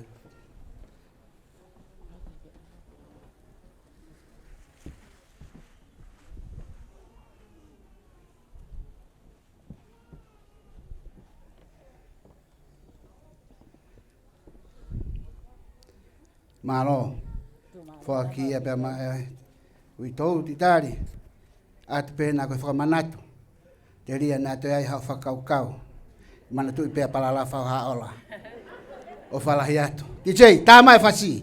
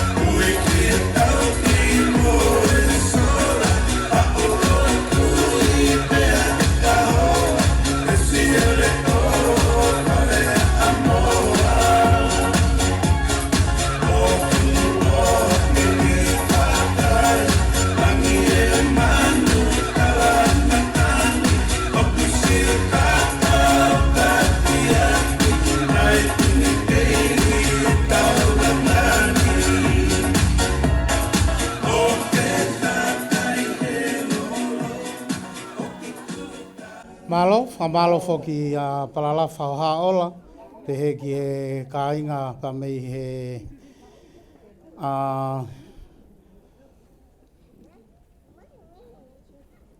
mei nomuka, ko uhia ko e si i fie tō whakataha. Palala whauhaola, you not have to worry about him. I'm on his side. Ko ia tau fia i he fiafini, ko e alu ai ahoni e kai toi foki mai. Ko e whatongia whakaospenia ai witou, pa mene ki whanau ki e whine eiki koe ni. O wikai koe ahonia ke idolize a Kaufusi. Whawhetai peke o tua na e whau mai a Kaufusi i he loto whare koe ni. Naka kia hane whiri ke me mipa Kaufusi ke hoko e whae, ke hoko e wife, pe hoko koe kui ke loto whare koe ni. Ka koe rei taha ni ai o tua. Na ne hanga whawhatongia i a kia, pena ne whai oskia verenga hono whatongia. O kutala pe ai tangata i hono aho. Kaike, kai koe uhinga ke tau hanga o wiki mo sani ai kaunanga koe ni. Na hanga pe o tua whanau a kia klaisi, whawheta i ke o tua. I he ne whai totoka, whai whakatu, o ne omi ia, o whakamama, fau i he ne wholofola, pa mo e tataki whai e lau maria ma o ni. O taria e Kaufusi a klaisi ke hoko no eiki mo e whakamo ui, pe au kufisiki ia, i he ne toonga mo ui. Tau whamoni ko toa ki ai. Te kaike tau hokose e whanua, tau ilo pe heni hono fua. Kaike, whawhai pe te uosi a te malanga au hu, ka koe tau olunga eni Matei. Ko Matei foki o ku PFT whakataha ia pa mo Kaufusi pe au ilo pe lo to whare koe ni. Ai, nana PFT whakataha pe tau kosi, pe toki hike whine e ki. Pe o ku fia i pe whamiri, e titari pe heke whamiri ko toa uluiki ma te kina. O ku ala Kaufusi, kau kei hoko atu pe ai PFT ia Matei. Malo. Whātolo wata. Pa moi hao whanga eiki, kai ata mo ki mau tolu ke mau. Whai haki i whaka kau ngā fia whakataha mo ki mau tolu no katoa whamiri. Koe ki tao lunga koe nina e tok tupu koso hake pe ia ahoni. Koe kau nā ngani, o kei ke koe tok tao lunga pe nia ana. Pea ko ai atu ko vilita e unua pe ia tamai e ia e tao lunga. Ke si oifo pea Kaufusi me he van o tao lunga whaka me i te peke si mea ki a he witou. Tangata ek whai wheka ua ti tali. Pe whewhe e tao lunga, ko ia pe eni mono ki toko ua ko nuku natu at me muani. Pau kai pūli ia ke whamilini, ko ki o whaanga eni ki na ua o tangata ek whai wheka o ti tali. O kai kia ha mea e mao. He onki kauna ngani. Ka ko atu pe ki tola e taha o na ulu. Ke uto ako mea lele. Ma uafalahi at. Kaufusi, o kai ke ngalo. E tau angana ke whai. Ma e kai ki kauna ngani. Talo ene tupu. O au ke ahoni. Pau mau fia ne ongoi masiwa. Na e tok whatu pa ke hake peki tau lungania. Kai ke. Ku fia pia Matei ke kau ngā kau whatape. He tau e ahoni. O whalahi atu. Whai whekau. Kau maa peta mo whanau. Ko rea peke a titali. Ke hau mua o hui a te ki tek. O ngata maik ta o lunga.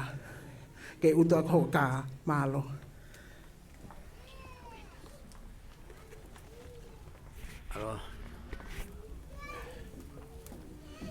Malo, fa malo foki a manasi mo ti uripi.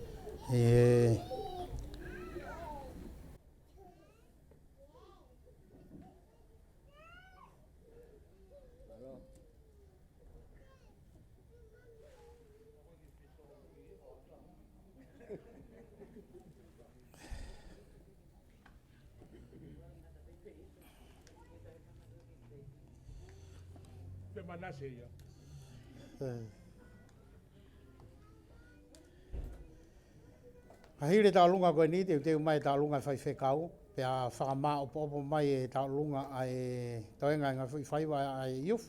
Ai tau lunga ai youth. Pea tau sio ai ke whakama.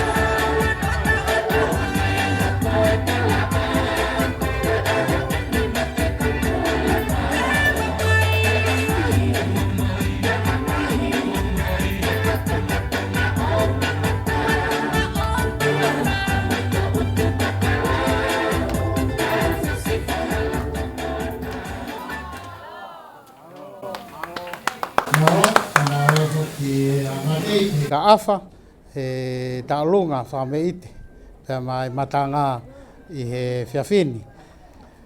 I he momenit koe niko kore ke tau tatari e tangata ki whaiwhikaupa me wahenga wikatoria ke whakato hono whatongia.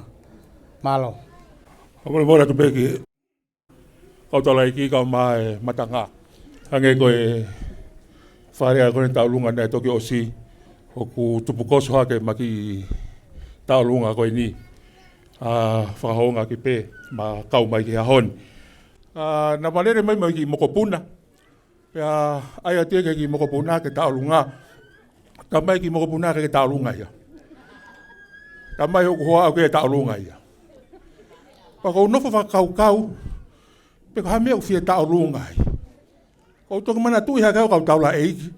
Nei keke tau lunga he mamari. Ko hina mamari hola maua.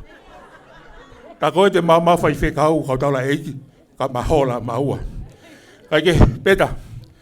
Kaike hamea mau. Mai. Koe ki tola peta. Wafta hao nona ku hik whanua mai me nusila ke whanuani he hao ti koni meripoane. Pea taimi pena ku fofua kau mai aiki he ni. Nai hanga he whai whekau mo Kaufusi o talange. Ko hao kotoa pe paulava mai ki hona api. Ko hao ko he aho ni ko takatua. Ko hui ko pure a lute ia mo ke some. Pea ko hao rewa kume ki feitu ke walo nofua. Peta ko ke hamea mau. Ko ki tola peta.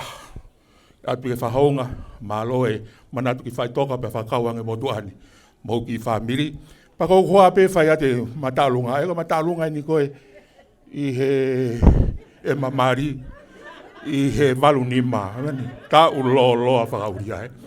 Wende whai te maki talunga, TJ, kai mai ki whasoha pai, Ka e ki whaet beha ki whamei tu whanau nau be. Hou hoa, malo.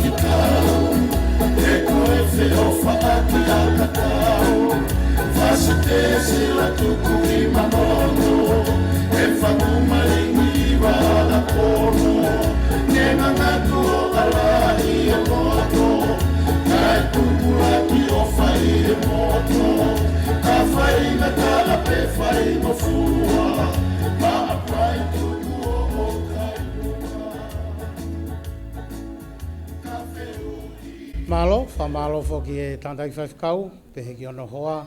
E whaifkau, ko hau hoko, pake he whakapā mai kia te au. He koe ki au kia te au. O kehe pē o se tuata, o kehe tō taha ki ai ki. Kai ke, tau whamalo pē e whaifkau, ko e whamiri, mo tau whotutu, nei kai ke tau pore ki ai. Nā whotutu pē ia, pā me kilo.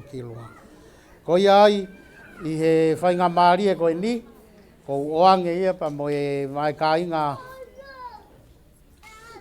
akape ke whakakakato a honau whatongia.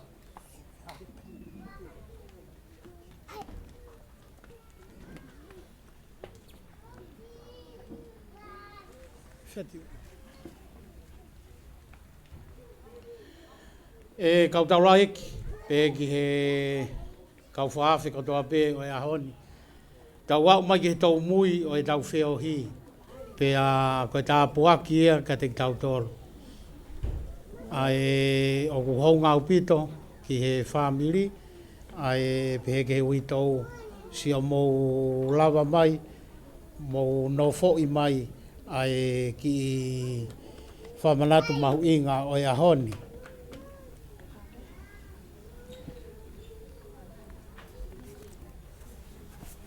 Ko le peke uwhanga i ngahi tala whakatapu. Kai tā mua ki whakahako atu ai ki tau olunga koe ni. Ko tunga i tuu aku, ko i whamalo. Ko e kaunanga koe ni, talo e malo loa whine eiki. Ko ia na ani whakamatalai a kau maupe, ho maustai o ne. Pea koe osko toa pe ai sāpate, ko tala mai ki u alu me matalai a kau. Ki whai toka ke whineiki. Raka ofa, whamalo lahi atu. O ku hounga, kia teki mautolu, ai lototo, na ke whakahoko a ke whatongia. Malo. Ko le peke o whakamalo tu he talawhatapu kakato ko whai atu me he hawhanga i kini ka e whakahoko atu pe mua e tuunga whine mātua mo e kāinga loto a ka pē ai ki tau olunga koe ni ko e ki te ki Elisabeta whaket pe kia ki mautolu mo tangata i ki whaiwheka o mālolo o ku i kai kia hame e mau ka ko hounga pe ki aka pe ai wheka o ngā kau whātā pe mo e whae whita ko ne hiki atu ko ia ko e mau ki mea o whāpe ia to ai ki o whātu.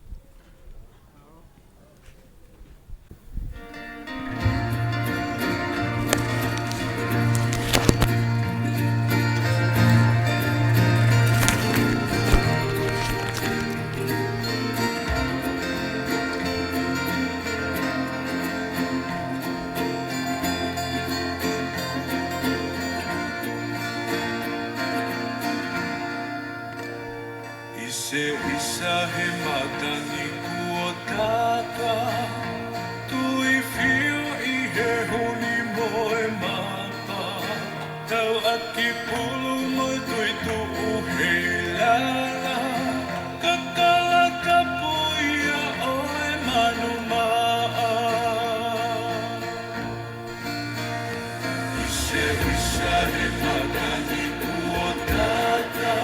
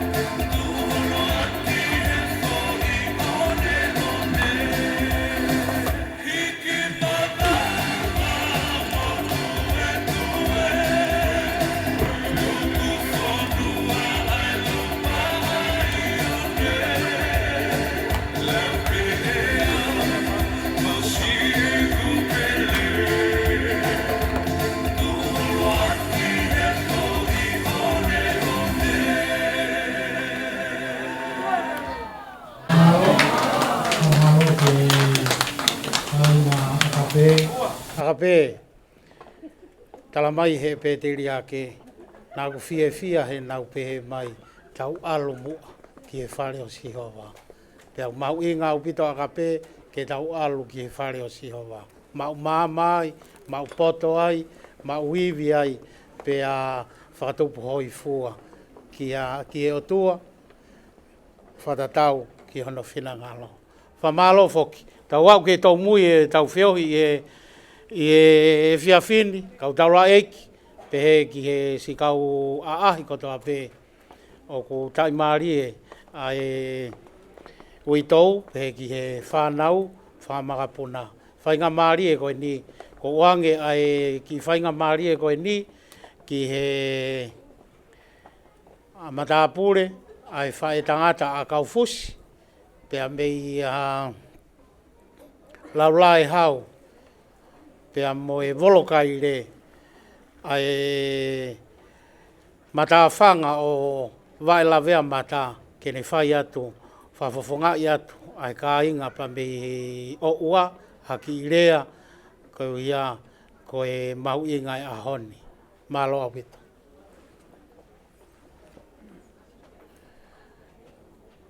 Kore ke tau taitari, a toa Vunipola, kene whakakakato atu, ai whatongia rea, mai whamiri i he houani. Malo.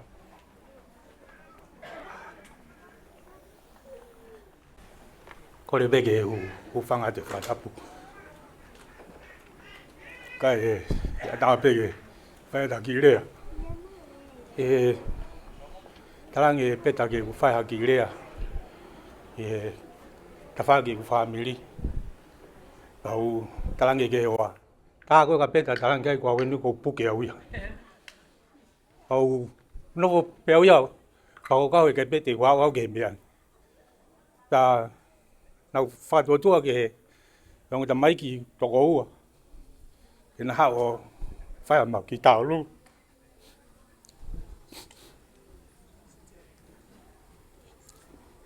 Aku i kaike na lava mai. Taimi nau. No fwai he o wau koe he whai toka. Aku sio. I he mata Kaufusi. I pa moe whamanatu no maka. Oku hama meka te au e whakaukau. Ahono uru ngāka. Mata mari. I he taimi koto ape. Taimi ebe o ala kona wapi. Mautala noa, fia, kata. Taimi beke foki. Kai laga te uila. Alu ke ai sio whakasio. A mea kutoe ai, mai ke alu motoa kai ni whana. Kai. Koe ku tamai. Ko no tuwe fine ko mere nai te hana Kaufusi.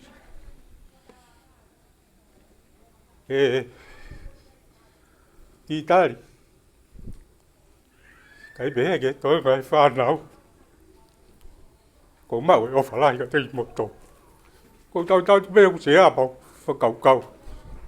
E osi ka tuai ka kai e fia. Ko tau tu behe. Ko ia e ko talage ka peta. Alu taga grifi. Walu peo whai pia ki rea, whamalo. Bo. Awe pia ki tokoni. Ki he. Kia titari. Ko ia e kain. O ofalahi ka teki motor. Whatanga peke mo mau ha Christmas fia. Mwa tau whau monu ia. Ewa malangkau tau atu.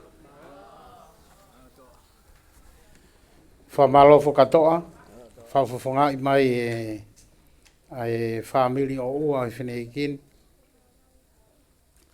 Kaike, ko kore mua, ke tuange mua ki whainga maari ai whanau mo whangamakapuna o e kaunga lotu.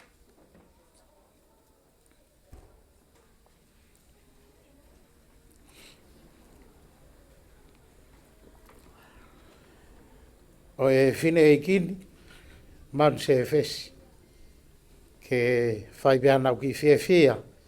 Hange peo ku naongoi ai ahoni. He koe loto whare koe ni. O ku hua tamaki tatau pe a whanonga a ngā pamusilo tau whare o i whanau pa mo i whangamakapuna koe ni. Kai whawhita i pe kau taula e pe ke si kau a ahi, kau whaafe o a hon, whawhita o i whilau na i whae kakala i si. Ta whehano ta au tulu i ta e ngai kafo, ai kafo e mawai kua hoko, ke ngai kupo e whaamiri, pe a o mene kere si, fu alo ofa ko ia, o tau tai maari e tau ai, i e whanonga tau whai taimi. Kore whainga maari e koe ni, o ange ia ki a whotui, pehe ki a maasima mo i katonga, ke whakato, ai tau lunga, o e whiawhin, malo.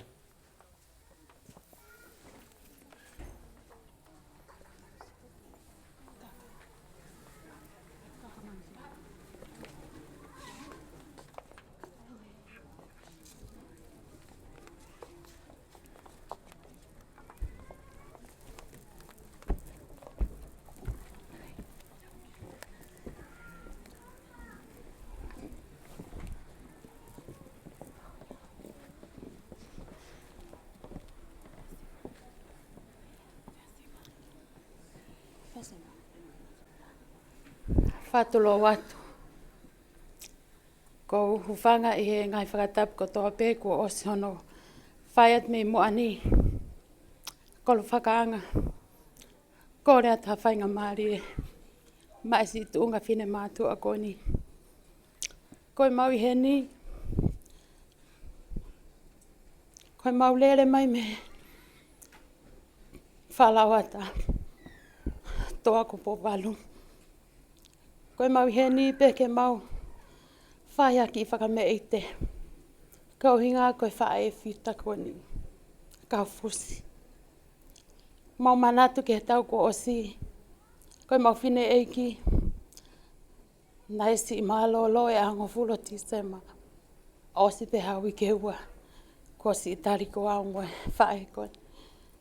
Pea koe mau he ni koe mau manatu ofa. Ki e whae koe ni. Nai hange e pe ia toko ua e mau whae. Kau hinga pe he na ana. Taha i he mea koe mo i whaalotu. Pau mau i he ni koe mau tuu whakataha he ahoni. Kau hinga koe tangata ik whai whekau. Pehe ka peta uluiki. Mo toe ngai whanau me whangamokopuna. O kia i e mau ofa lahi at katik mo tonu. Kai ki ha mea e mau. Ko ki whamiri ko ni ko ki whamiri masiva. Ta iloa. Ka kumau i hene he aho ni ko ki tola peta. O atu. Na ahunga atu. Ki hofua whatongia. I e lotu. Malo. Toa. Ko kole atu peta. Whamole more moa. Ha toa teki teki. Malo.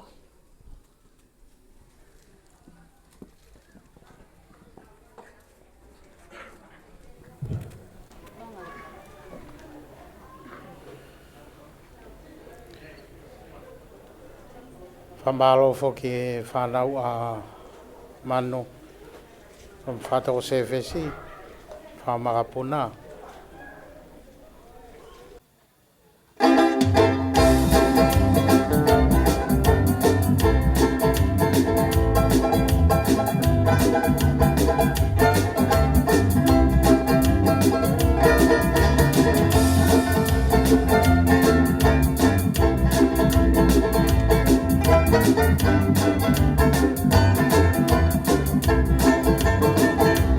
Nae huni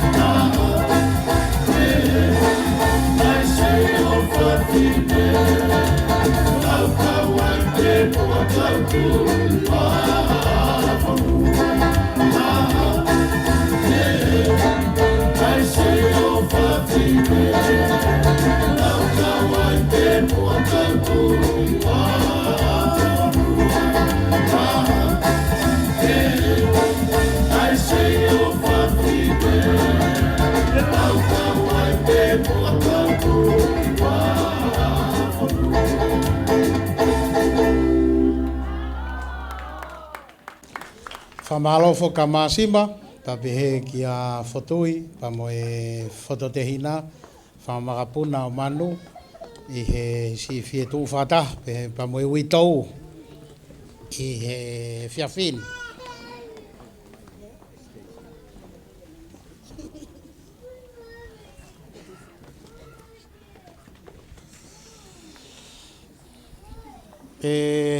Kautaura eki, pehe ki he si kāinga ko tau pe whātai o tua ke tau i heni i he manafa e Latu i Fetu'upongipongi tau inasi i he tāpuaki o e tau whewhaka mooni aki ko e angaini e tau whanonga ko e so saa pe a tangata pūri te tau i heni he ahoni e kai ke tau i heni tau toro a Pongipongi te tau pūri tau toro kau nehanga pore ki tau toro lolotonga e tau mau whai ngā maari he pirikimi o taimi ke tau whai tūtūni whakapoto ka te tau tōru. E ai be ko hai hoko tau whakamanatu hano aho peheni. Kai whawheta, ko e hoko ki e aho ko ia o tau ilo pau ai wheituu o ku iai ho tau kupu ko ia. I he whainga maari ku tau au ke tau mui o e tau whiohi i e ahon, tau kore ki a ki nau tōru whai whatongia ke tuku mai ai Poudiume o e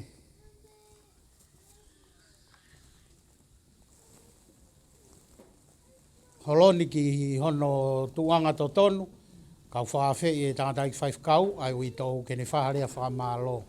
O kuhonga au pito ke whamiri, ai ahoni, si o mautuk taimi, pe a ka mau lava mai, ka ko hono whakatoa. Hange ko mea na ulawe ke ane nai, tala noa si su, pe ane talangi ke kaua ko whaka maa opo, ai maa paki i maa ko toa o tānaki. Pe kono whaka ilonga kono whaka maa opo, na naulau ai kato whakahunga, ko kato e hongo fulu maa ua. Na kai ke talangi e si su ia ke kakai, mou kai pe a to'o o mou alu moia. Ikai. Kana talangi fukia ke kakai na kai ke nau mau e nau toru, ai lau maari o tuai a teki nau tolu, ho nau loto. Tau tolu ia, tau hau tau tolu he new era o i whanonga anga. Tau tali tau tola sisu. Ko ia, ka hiri e ni. Ko e te pire koe ke iai, whakamā opo, pake alu moia. E sai pe, o te ke hoha a koe ke tala noa e whakawa motu a, to o whawheunga e koe iri, ki ho mau, he katuku ki he aho e taha, e ai ho noanga. Ika, e sai pe naia. E sai pe naia, e ka pau te ke e lava o to o whakawheunga ki a te koe pa ke alu moia. Manatu iho he ma, manatu iho to matau. I he whainga maari e koe ni, ko whakawhei ai ui tau ke ne hanga o whai harea whakamalo mo tau tolu. e hoan malo. Ko toma toko ha whaktai. I o tua mawhi.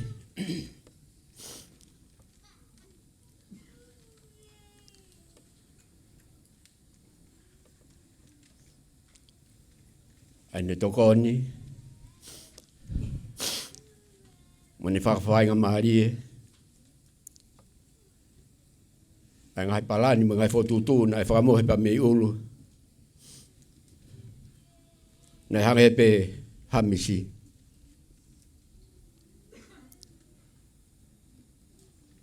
Kai hene lava mo whakakakato. Ai ngai misi ko ia i aho ko ni. E kai mātu ngai i hapota pa ko haiwi hatangata. Ma winga ia whawhetai. Whamalo ko hui. Kanita e oua. E ne kau mai. E kai te tau i kona ai. Whio i nei whai.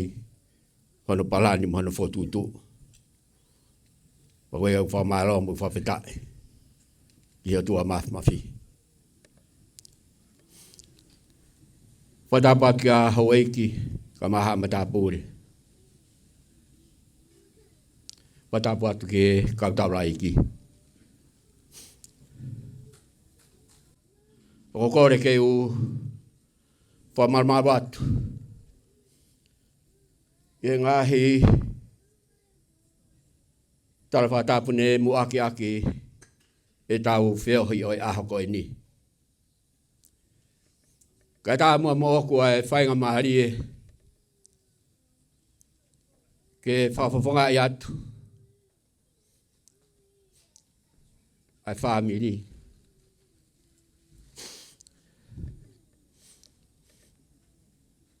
Kohi koe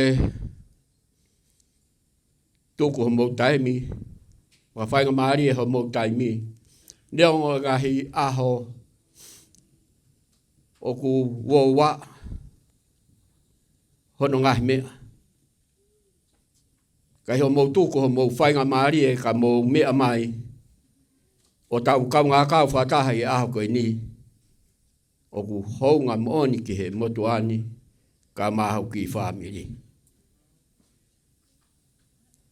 Ke whai ha whakamalo. Ko hui ko mo fia tū whataha. Mo ki mga toru i aho koe ni.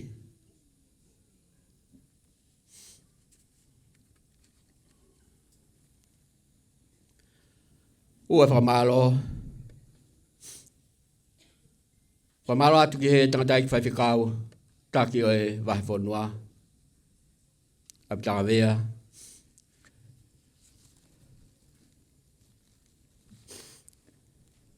Kohi ko whakawhainga maari e ho taimi.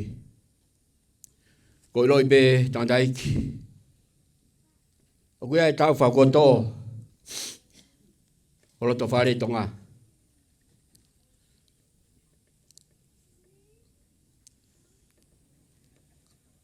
Kana ke hanga whakalao ho taimi.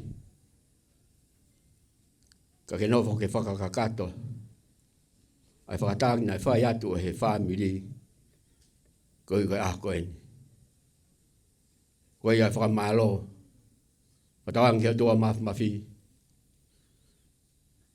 Ke ne tā pakina mai koe mo hima ngai whatongia.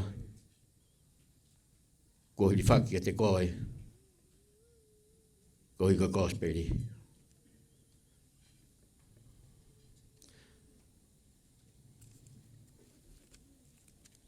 Pere ku whamalo atu. Tangatai ki whaiwhikau. Oi vai whanua tonga. Tupo manitisa.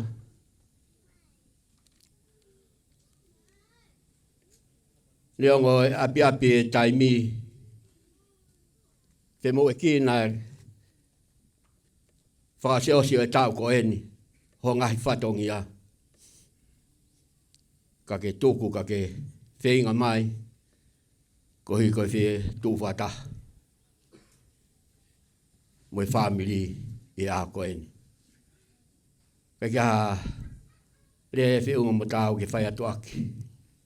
ai whamalo i ai honga kia tiki mautolu. E kai ke ngatai i foni, whamalo atu. Kohi kohe whoitonaki o kuwhaiaki, ai whiawhia e aho koe ni. Neongo, ho masiwa, ne kai teke loto ke whakatau atu, ai whoitonaki, ka ke hao, o tuku mai, kia uruiki ka mā te kina, ke whaiaki ai whatongi e aho koe ni.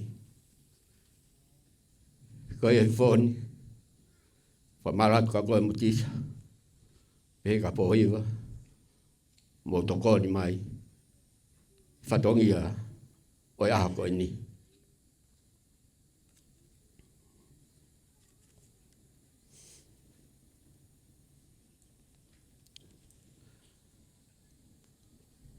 Pamalo atu. Ke kai ngā mihe otu mua kai ngā kolwhakanga. Pe palawha haola. Pe ke ulumotua. So pe tau pe amu. Pe ke whaiwhikau. Uriam tawa taina. Kai whangalo si tui fua. Kai maa si kainga no muka ko tope.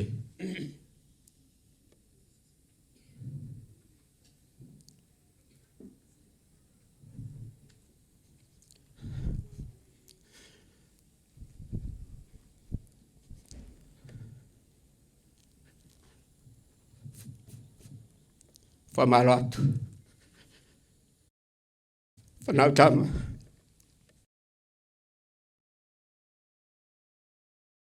Nā mau whai.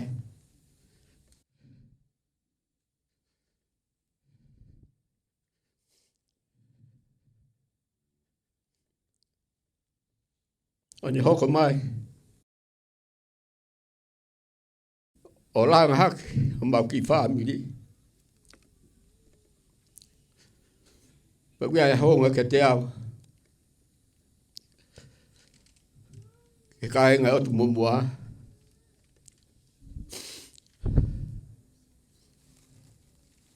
Pe ke kāinga. Me o ua. Ko hi koe tama whawawha.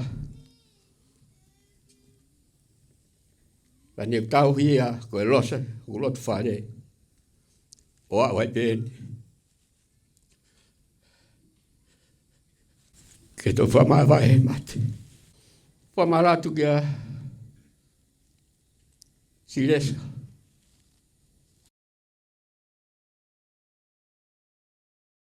Kai ke ngalo. Whaasau se mui e whae koen. Nai au ke tau a pōri e ne tātofu. Peke tū o si lere mai. O ku hou ngā pito ke te au. Aho ofa. Nai whae ke whae koen ni. Tau te whita o ke ki tamasika ni ko talo la kepa. Talo. Ko whawhawanga e ata Kaufusi ka te koe.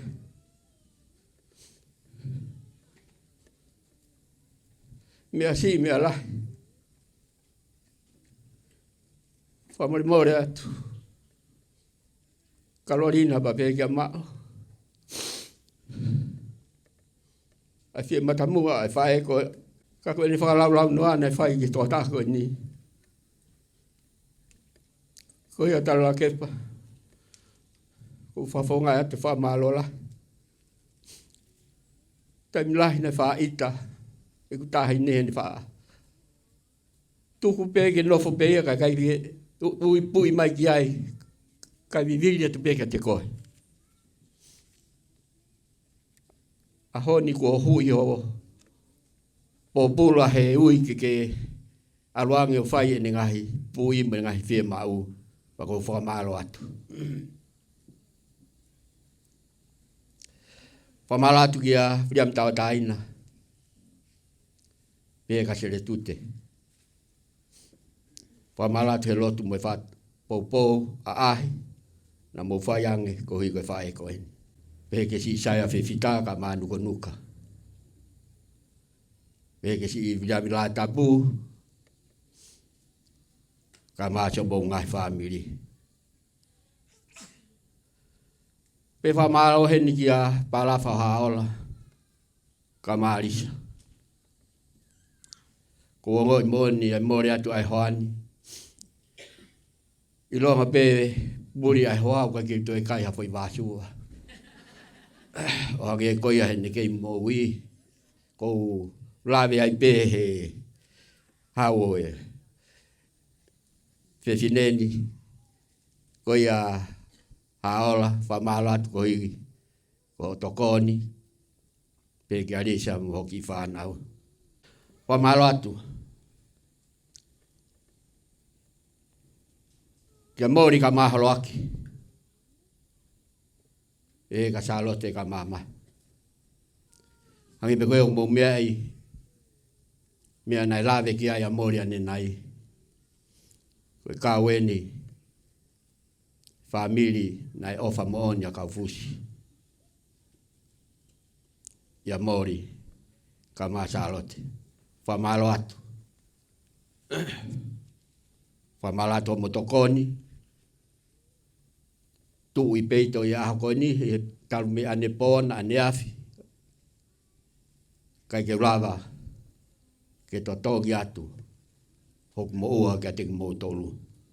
O kore pe ke egi ke ne tapo ki na mai ki mo tolu.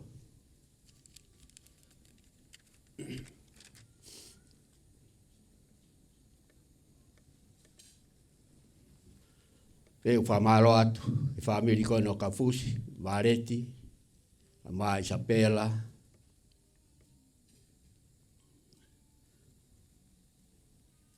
Pe ke fai fikau, sekretari, Benihala, kamatolofi, monaki famili. E tokoni, mai pou. Fetu fata. E va taimi. Ni ngo bene ke mo ui o a bene. Ke pure ai o tua. O kai motu. Ho motu mo tokoni mai popo.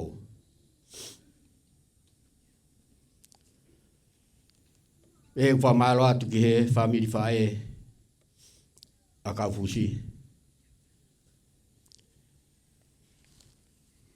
Whanau a whawese wini pola. Neonga ukai ke nā wiheni luahine. Ai sake ka mate Asinate ka wiheni pia toa. Hake koia na maumea kia ni nai. Pehe.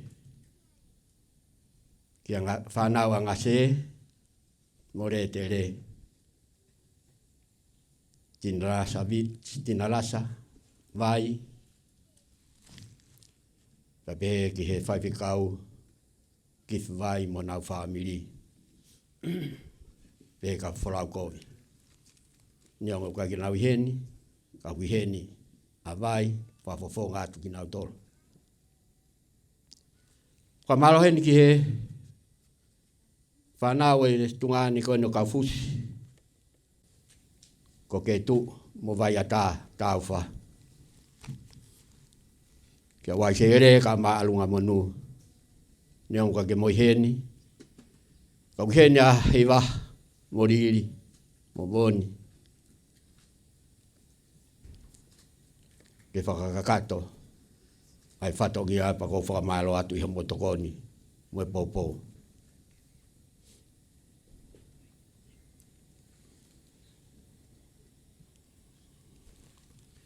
Pehe whamalo heni ki he kainga o ua kotoa pe o Kaufusi. Kai ke pūri si ota ka masti ventonga. Pehe ki a tiuripe. Mo manasi ka mai kainga no kainga o ua ko tō pē. Ho mō tokoni mō mō pōpō. Kai whoke whamalo heni. Ki e hoa o sa tek turak tau. Me le whare. Sa alo te ka mapulu turak tau. Familie ni na mau o mai pa mei tonga. Koe familie ni na maunga ki ai o malu ai. Koe tahpe eni o tungane o Kaufusi ko sa tek turak tau. Koe ia me le whare ka mapulu kai ngalo. Kai ngalo ho mo ofa mo tokoni. Nei whai mai taimi na maula ki hau ai ki whonuani. Whawhai ngā maaria mai ho mo api o malu ai. Ka mawawai ki he tuunga o mau iai he taimi ni.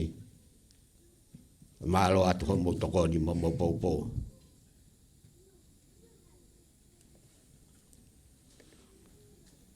Dungunga keu whamri mori pe ngā ngari wholoa ka koe te pehe. Mahalo ko ku whamalo whakaos pehe ni ka tiki mautoro. Ke lawa mua ke whakakakato atu. E ngai whamalo. E wat mua ki whamalo ki hok whamiri.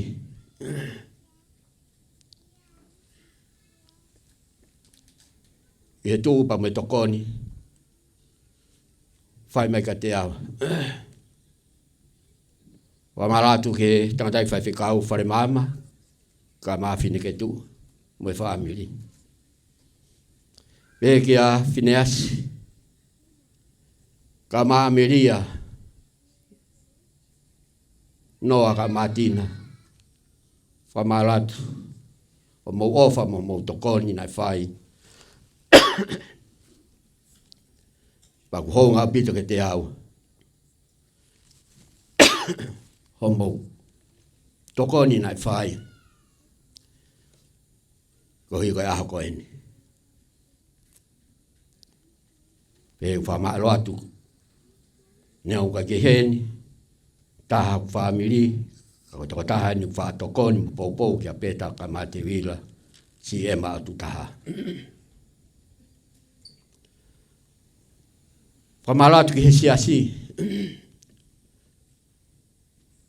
Siasi akape. Whai whikau kiriwhi e koriti. Ka mai ango tīkoni. Yako ako mai siasi. Whamalatu o mautokoni. Mai lotu. Mai Fetu'upata. O la vai ki whakakakato. Ai ua e aho koe ni. E u whamalo atu. Siasi, seu sare mafu ou. Whai whikau. Siori ke tu. Ka mai toenga e kau whai whikau. Kau tīkoni. Papehe ke kāinga. Iho mo tokoni. Fetu'upata. La vai. Angai whatongi a aho koe ni. Pe whamalo atu ke siasi tō kaikolo. Ia kalaisi. Whai whikau sea. O e tai o sisi. Sikot Latu. Pe ke whai whikau sikeritali. Penihala. Pe ke toenga kau whai whikau. Pe mo e siasi hono kotoa. Ke whakawhai ngā maari e mai ai apini. Ke lawa ke whakahoko ai. Ai polo kalama. Oi aho koe ni. Koe ia. Ai whamaro me loto honga ia mooni.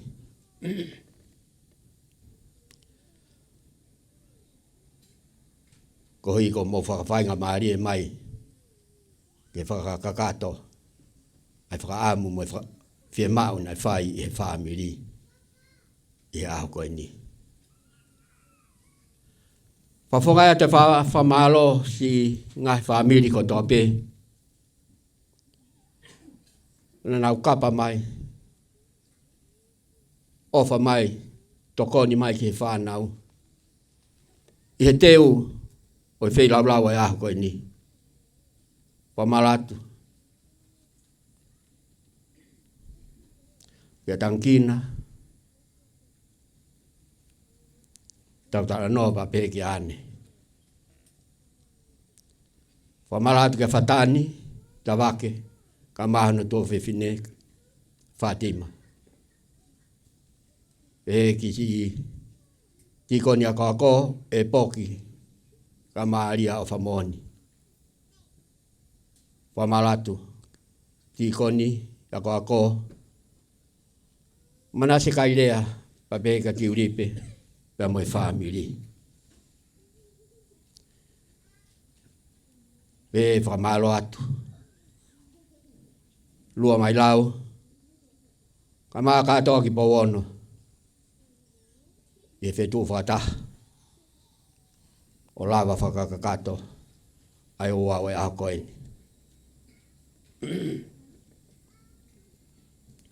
Pehe kia siresa ka maa monu ia manai. Ko hiko motokoni pou i aho koe ni. Pehe whamalo atu ka koe moare.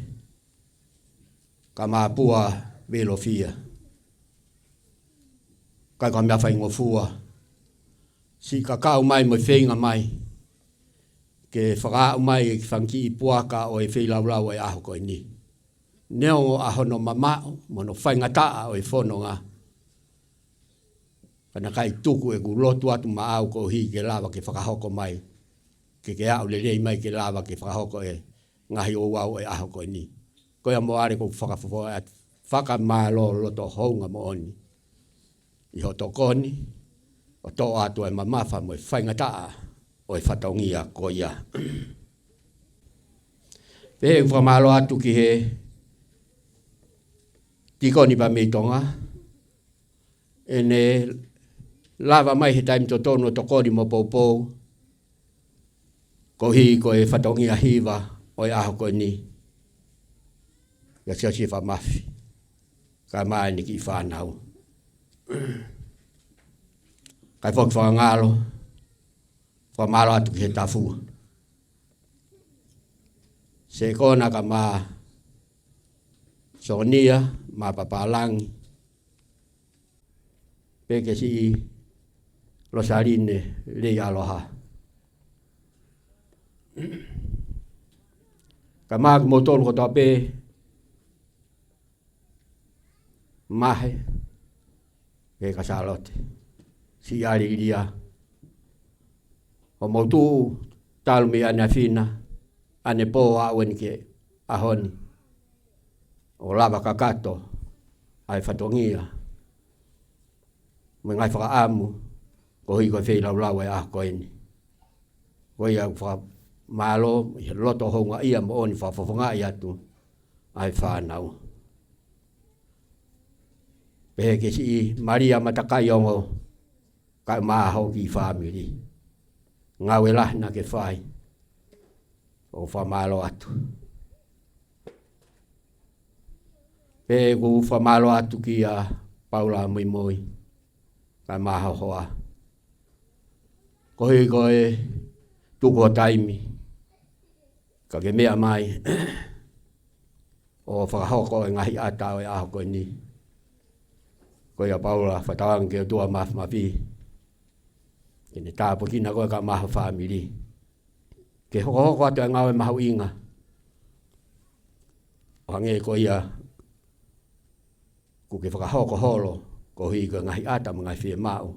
Ai ngahi family. E ku puke mua whainga maari ko ni ke whai pe mua haku whamalo. Ki hoku whamako puna mo iku whanau. Ko i koe ngawe lahi na nau whai. O la vai ai makai whae koe ni.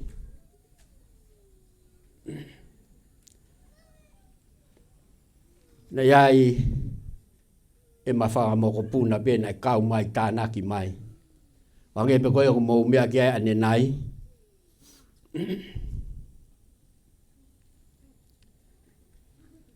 Na lawe ki ai a tiuripe.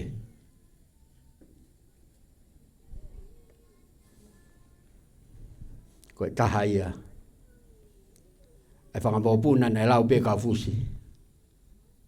Koe no whakamokopuna.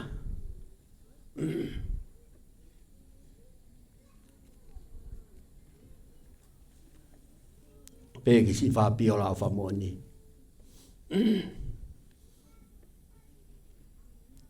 Koe taha pe ia. Whakamokopuna na malau pe. Ko ma whakamokopuna. Ko ia whapiola. Ka maa matei. Ko matei whokina na peftei whakataha. Ko na peftei whakataha e whakaosi a Kaufusi a hau ni makoni o Tisema o tau kōsi.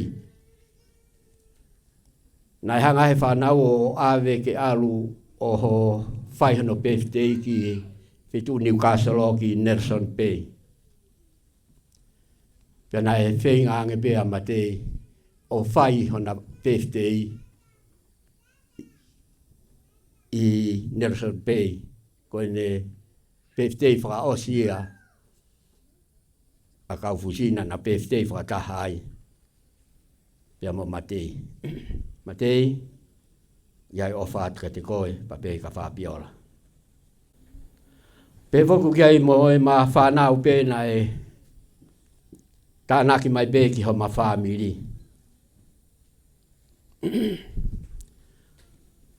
Iai whamalo atu.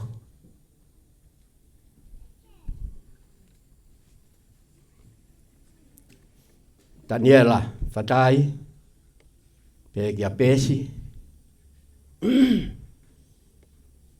Neongo kwa ki hena pita, ka nei kau pe ia, i he taha o e ma whanau. Pe u whamalo atu, ki a risi eukariti. I he tokoni mo e pōpō, ki homo whae.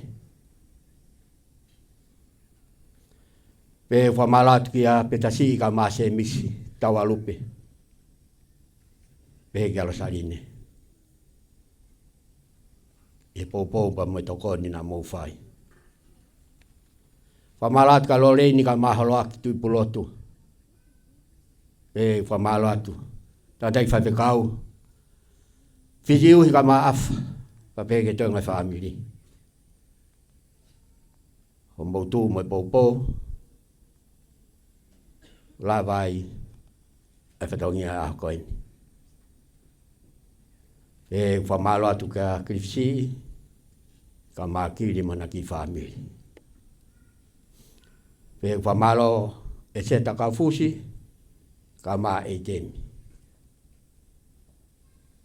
Pe whamalo atu.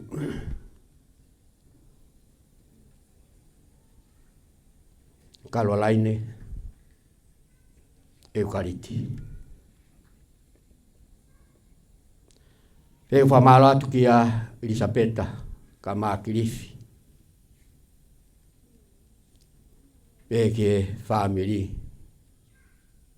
Vai koloa ka maa nonga. Peke kai ngā niu tō wā. Wini. Peke ngai kau ngā mea o petalahu na ulawa mai me ngai potu mama. Koe whietu whata. Ia repa. Pa peke si ana mōri si. Whamaratu ka luiki ka maa lute. Peke si whinahi ka maa alakoka. Peke ikuna, peke tō ngai whamiri. Whamarat ki he. Te kina ka marinta. Peke whamiri.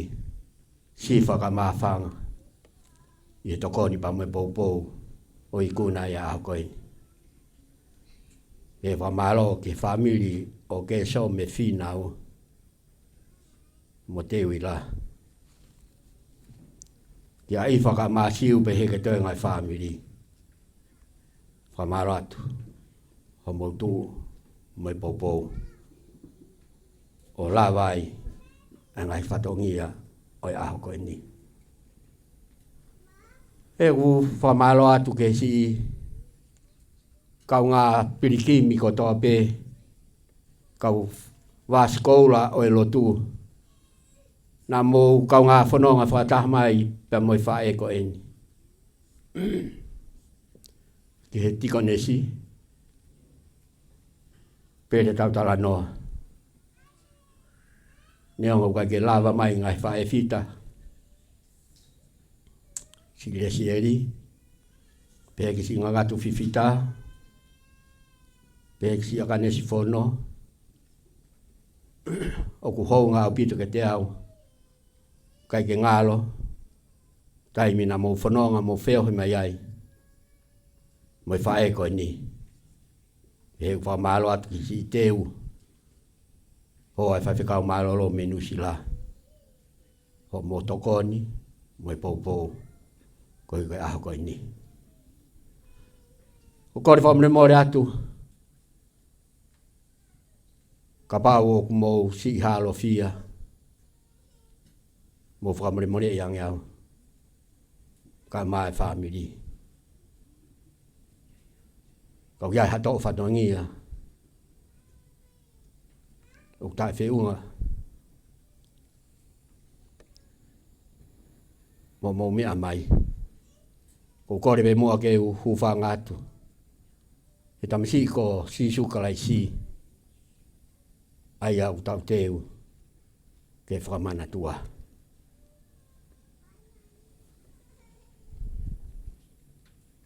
Kore whamane more atu. Kau iai hataha. O ngalo ia te au. Ke kau he whakamalo ia. Tau whapitai pe.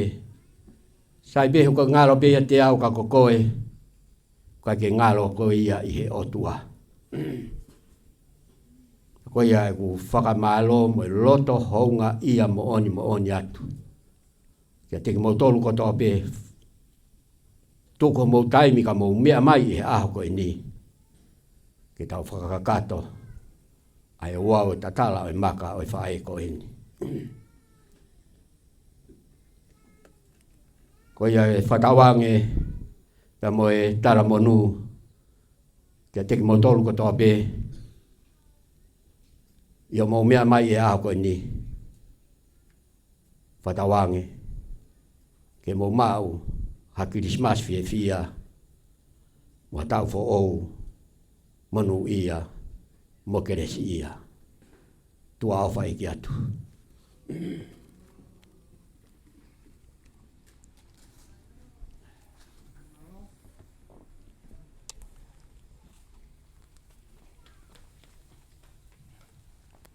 Malo, ko tau tala, whamalo, ko tui tau tofu hia ko toa.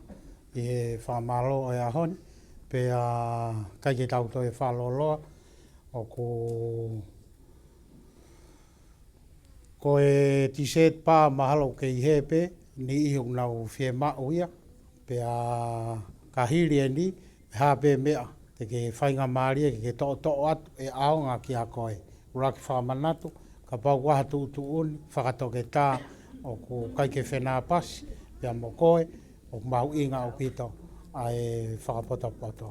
I he whainga maaria koe ni, o whawhi i tangataki whaikau pule vai whanua, ke ne whamā opo, ai tau whiohi i he ahoni, mo whai e pē hatau loto toko, malo.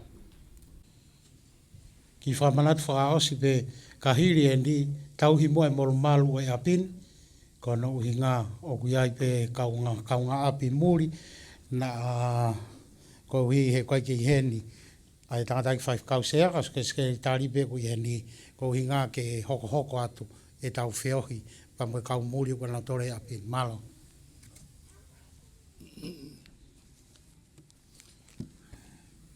Ko kore ke o whamalmalu atu pē i he talawhatapu kakato, ne au whakiaki a e whiohi he potuni, ka tā mo oku ke o whakoloa pē hoku whekau, ko tuku mo oku ke whaihono whamaapu opo, ai e tau whiohi i houa ni. Ko tui ko lea whamaapu opo, oku taha pē, ahono lea, o whiunga pia moe aho, pia moe tūkunga, o i kuna kafa ko whai he o tua maa tau tolu, i he ahoni ka tau te whito, whai whekau, ka o maa whanau, family, pia pehe kia te tau tolu ko toa pe. ke puri e te tautolu ia e taau e aho. Hono haa pe mono whaingata. Ka hi ala ofa, mo e kelesi, mes, pe mo e funga misteri ai o tua. Ne hanga whakalao lao. Ka i kuna a ta whakotoa pe, pe tau au sia e houa ko i ni. Pa hono rea ku taha pe, ko e whakamalo. O whaambe ke whamaapopa ki pe, a ki himi ko ia na kamata ke tau lotu i he ni whaano noa himi. Tau kau ke whakamalo. Ai otua ko e tamai. E ko hi ko e tamai ko ia, neongo na si tua tangata. E ne talangata ape, me ne whaiang hala pe tau, o motuhia pe me ngoe tapo i te ni tau ki he mate pe moe auha. Kana e turi mui mai e ofa a tamai ke te tau tolu. Tara mai he folfola. Nei kai ke whina ngalo tua ke mate tangata he neang hala. Ka tau mai ana tau lava ke whakahau ki tau tolu. He lava he mate ke whakamu uia e mate. Ka whakawhita. Nai pore a alo ke ne hifo mai. Tau kau ke whakamalo ia e tamai moe alo. He nane tuku hono tunga masania langi. Ai ne mao ne oni pa mo ne tonu ia. Ka hifo mai e tatau e tangatake ne hoko. O lau ia koe me angahala. Ka hapapa ngofua ki a teia ke aiki a teia e tau ngahi angahala. Pe ne whelau lau e ne mo ui he kolosi. O ave e tau hia. Pe hawa e matapā o whakamore more. A taha mai pe mo ui ta ngata. Ke te ia kotoa pe tui. Ke huafa o e alo. Amanak ke tau hanga o whamanatu. Ai aho na e hoko mai ai. Ai alo ke maaman ko e ni. I he tatau o e tangata. Pau tui kono ngahi pore pe mono ngahi whekau. E te ko ombe i he ngahi maunga kilesi o e aho ko ia. Kau whamanatu atu muka. Kau hi ko mea. Nei mo uia ke kaunanga ko eni. Ko ne tui pitai. Ke makatu u ko Sisu Christ. Pea fua si ai. E kaunangani. A ake kovinani te a folfola. A whekau ai o tuai no loto. Pea whae ne whanonga. Pea hanga he folfola ko ea mo tuhi e vai tafe. O anga hala pe mo kakano pe mo auha. Kai lava ke tu uta hao e ne whanonga. Ye whanua e talawha. Ko Sisu ko ia. Tala mai e sione wahe ta wha pa ko watolo o e vesi une pehe mai. Ko e une ofa ke te au. O une tau i ngai whekau.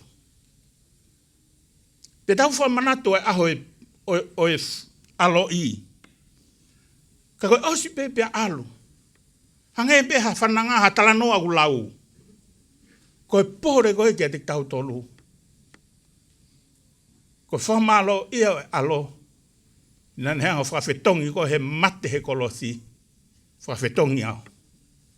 A ana e tau mate. Ka lau ke te tau tolu e maa oni whakautua. Pe lava ke ohia ki tau tolu ko whanau ai o tua. Tau kau ke whakamalo a lau maari e maa oni. A lau maari e koe au tala noa ke sione wahe ta wha. Kore he alo ke tamai. E alu hake. Ka tuku mua ke hifo mai. A lau maari e ko tau kapo. A lau maari e mo ni. Ke ne nofo pe mo tau tolu ho tau ngahi loto whakafo i tui. Pea ke ne hanga o ta taki. Wha ilo ke a te tau tolu. Mo ako ne kina ki tau tolu. E mo uia Sisu kalaisi. Ko ia e talamonu. Pa whonga atu. A e whakamalo ki he otua. Ko i kuna e aho koe ni. Ke ona e langlangi. Pe mo i koloria. Malo lahi atu tangata ik whai whekau. Ti tari kai o mai whanau pe mai whamili. Ai katoanga ia koe ni ko katoanga beo whaiteri haki ai family. E mo loto maulalo. E mo tahu o tua whai. Mo whakawhea mai e se si.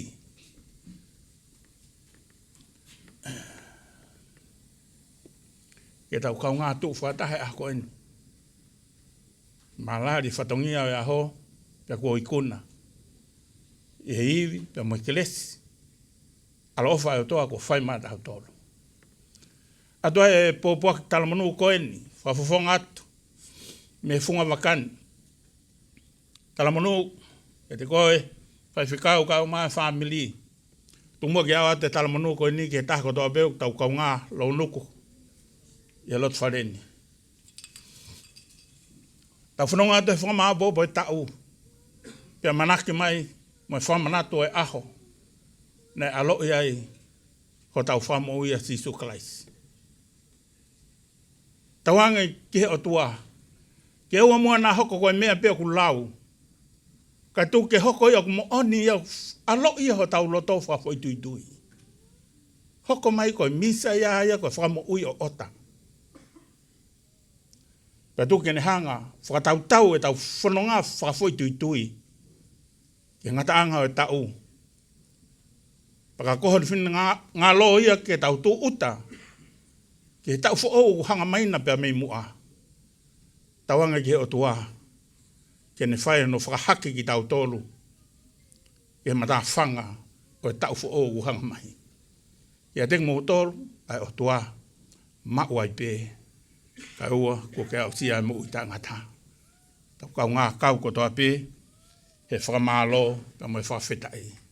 Kore tau hiwa pe mua ki himi koe ni. Neo nai kamata ki e tau wheohi. Ka kou kore, tau toi hiwa pe a himi koe ni. Tau kau ke whakamalo. Tau kau ke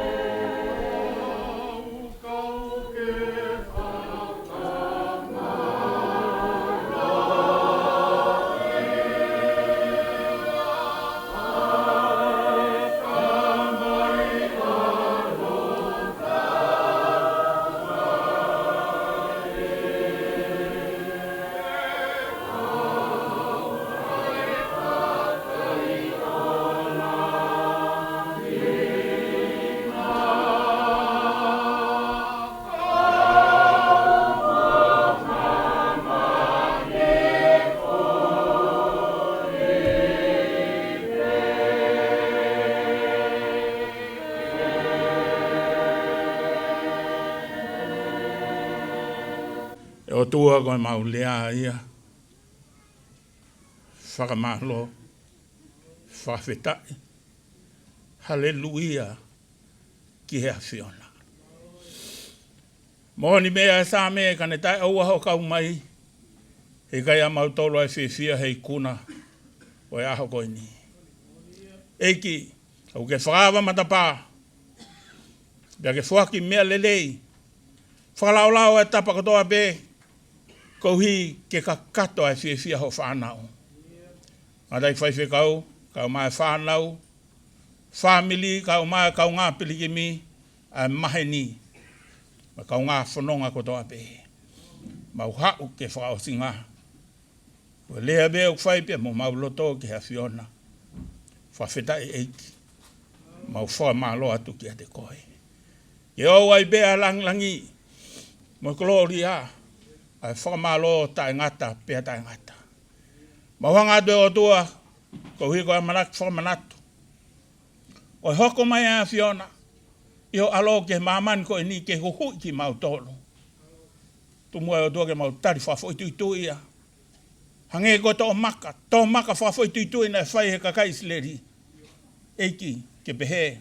A tō loloto mai o e alo i ho maungahi lo tō whawhoi tuitui.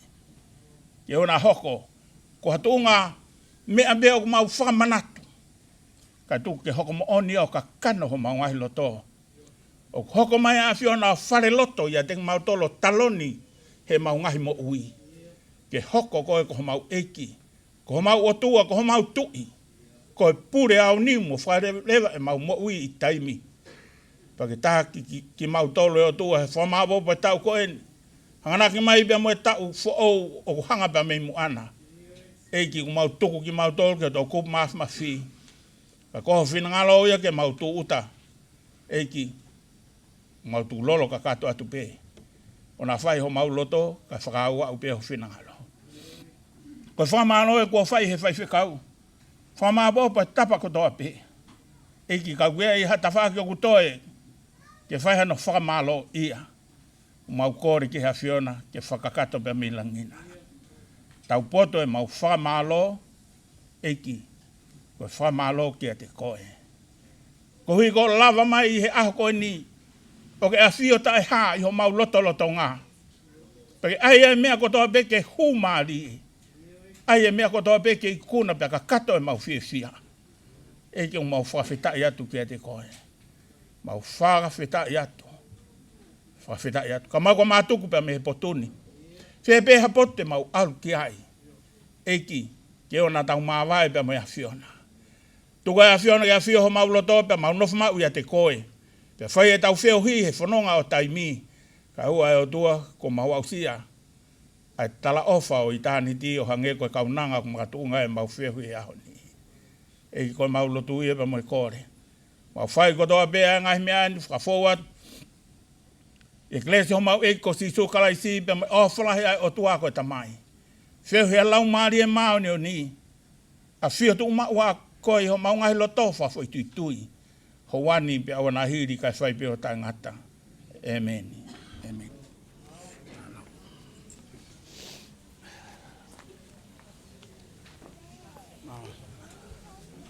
Malo, ko toki whakameri e ho tau e whē. Ko e tō e taimini, ko ena, o ko au e te pire. Ko kore, tuku pai pe mua e te pire kau taula e ki, ke whakato aka ki whatongia, ko e tangata iki ui tau, te kai kene si mau mea tau koni, pe he whoka te au, pe mo e ni ipa me he tafu, pe mo e whanau, mo e whakamagapuna. Malo. Siwa, malo si whai. Malo, Malo, Malo, Malo. Kalata. Kalata.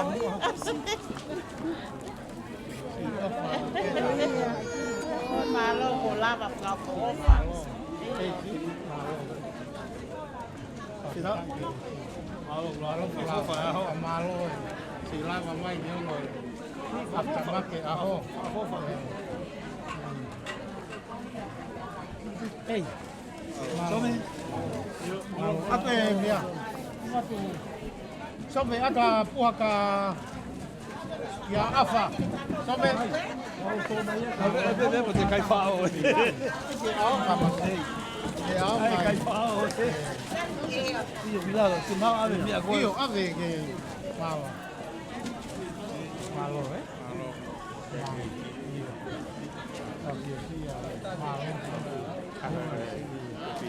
Iya.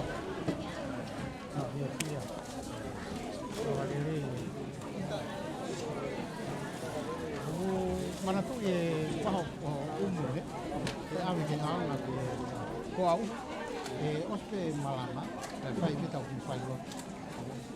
Apsias ye. Fai kita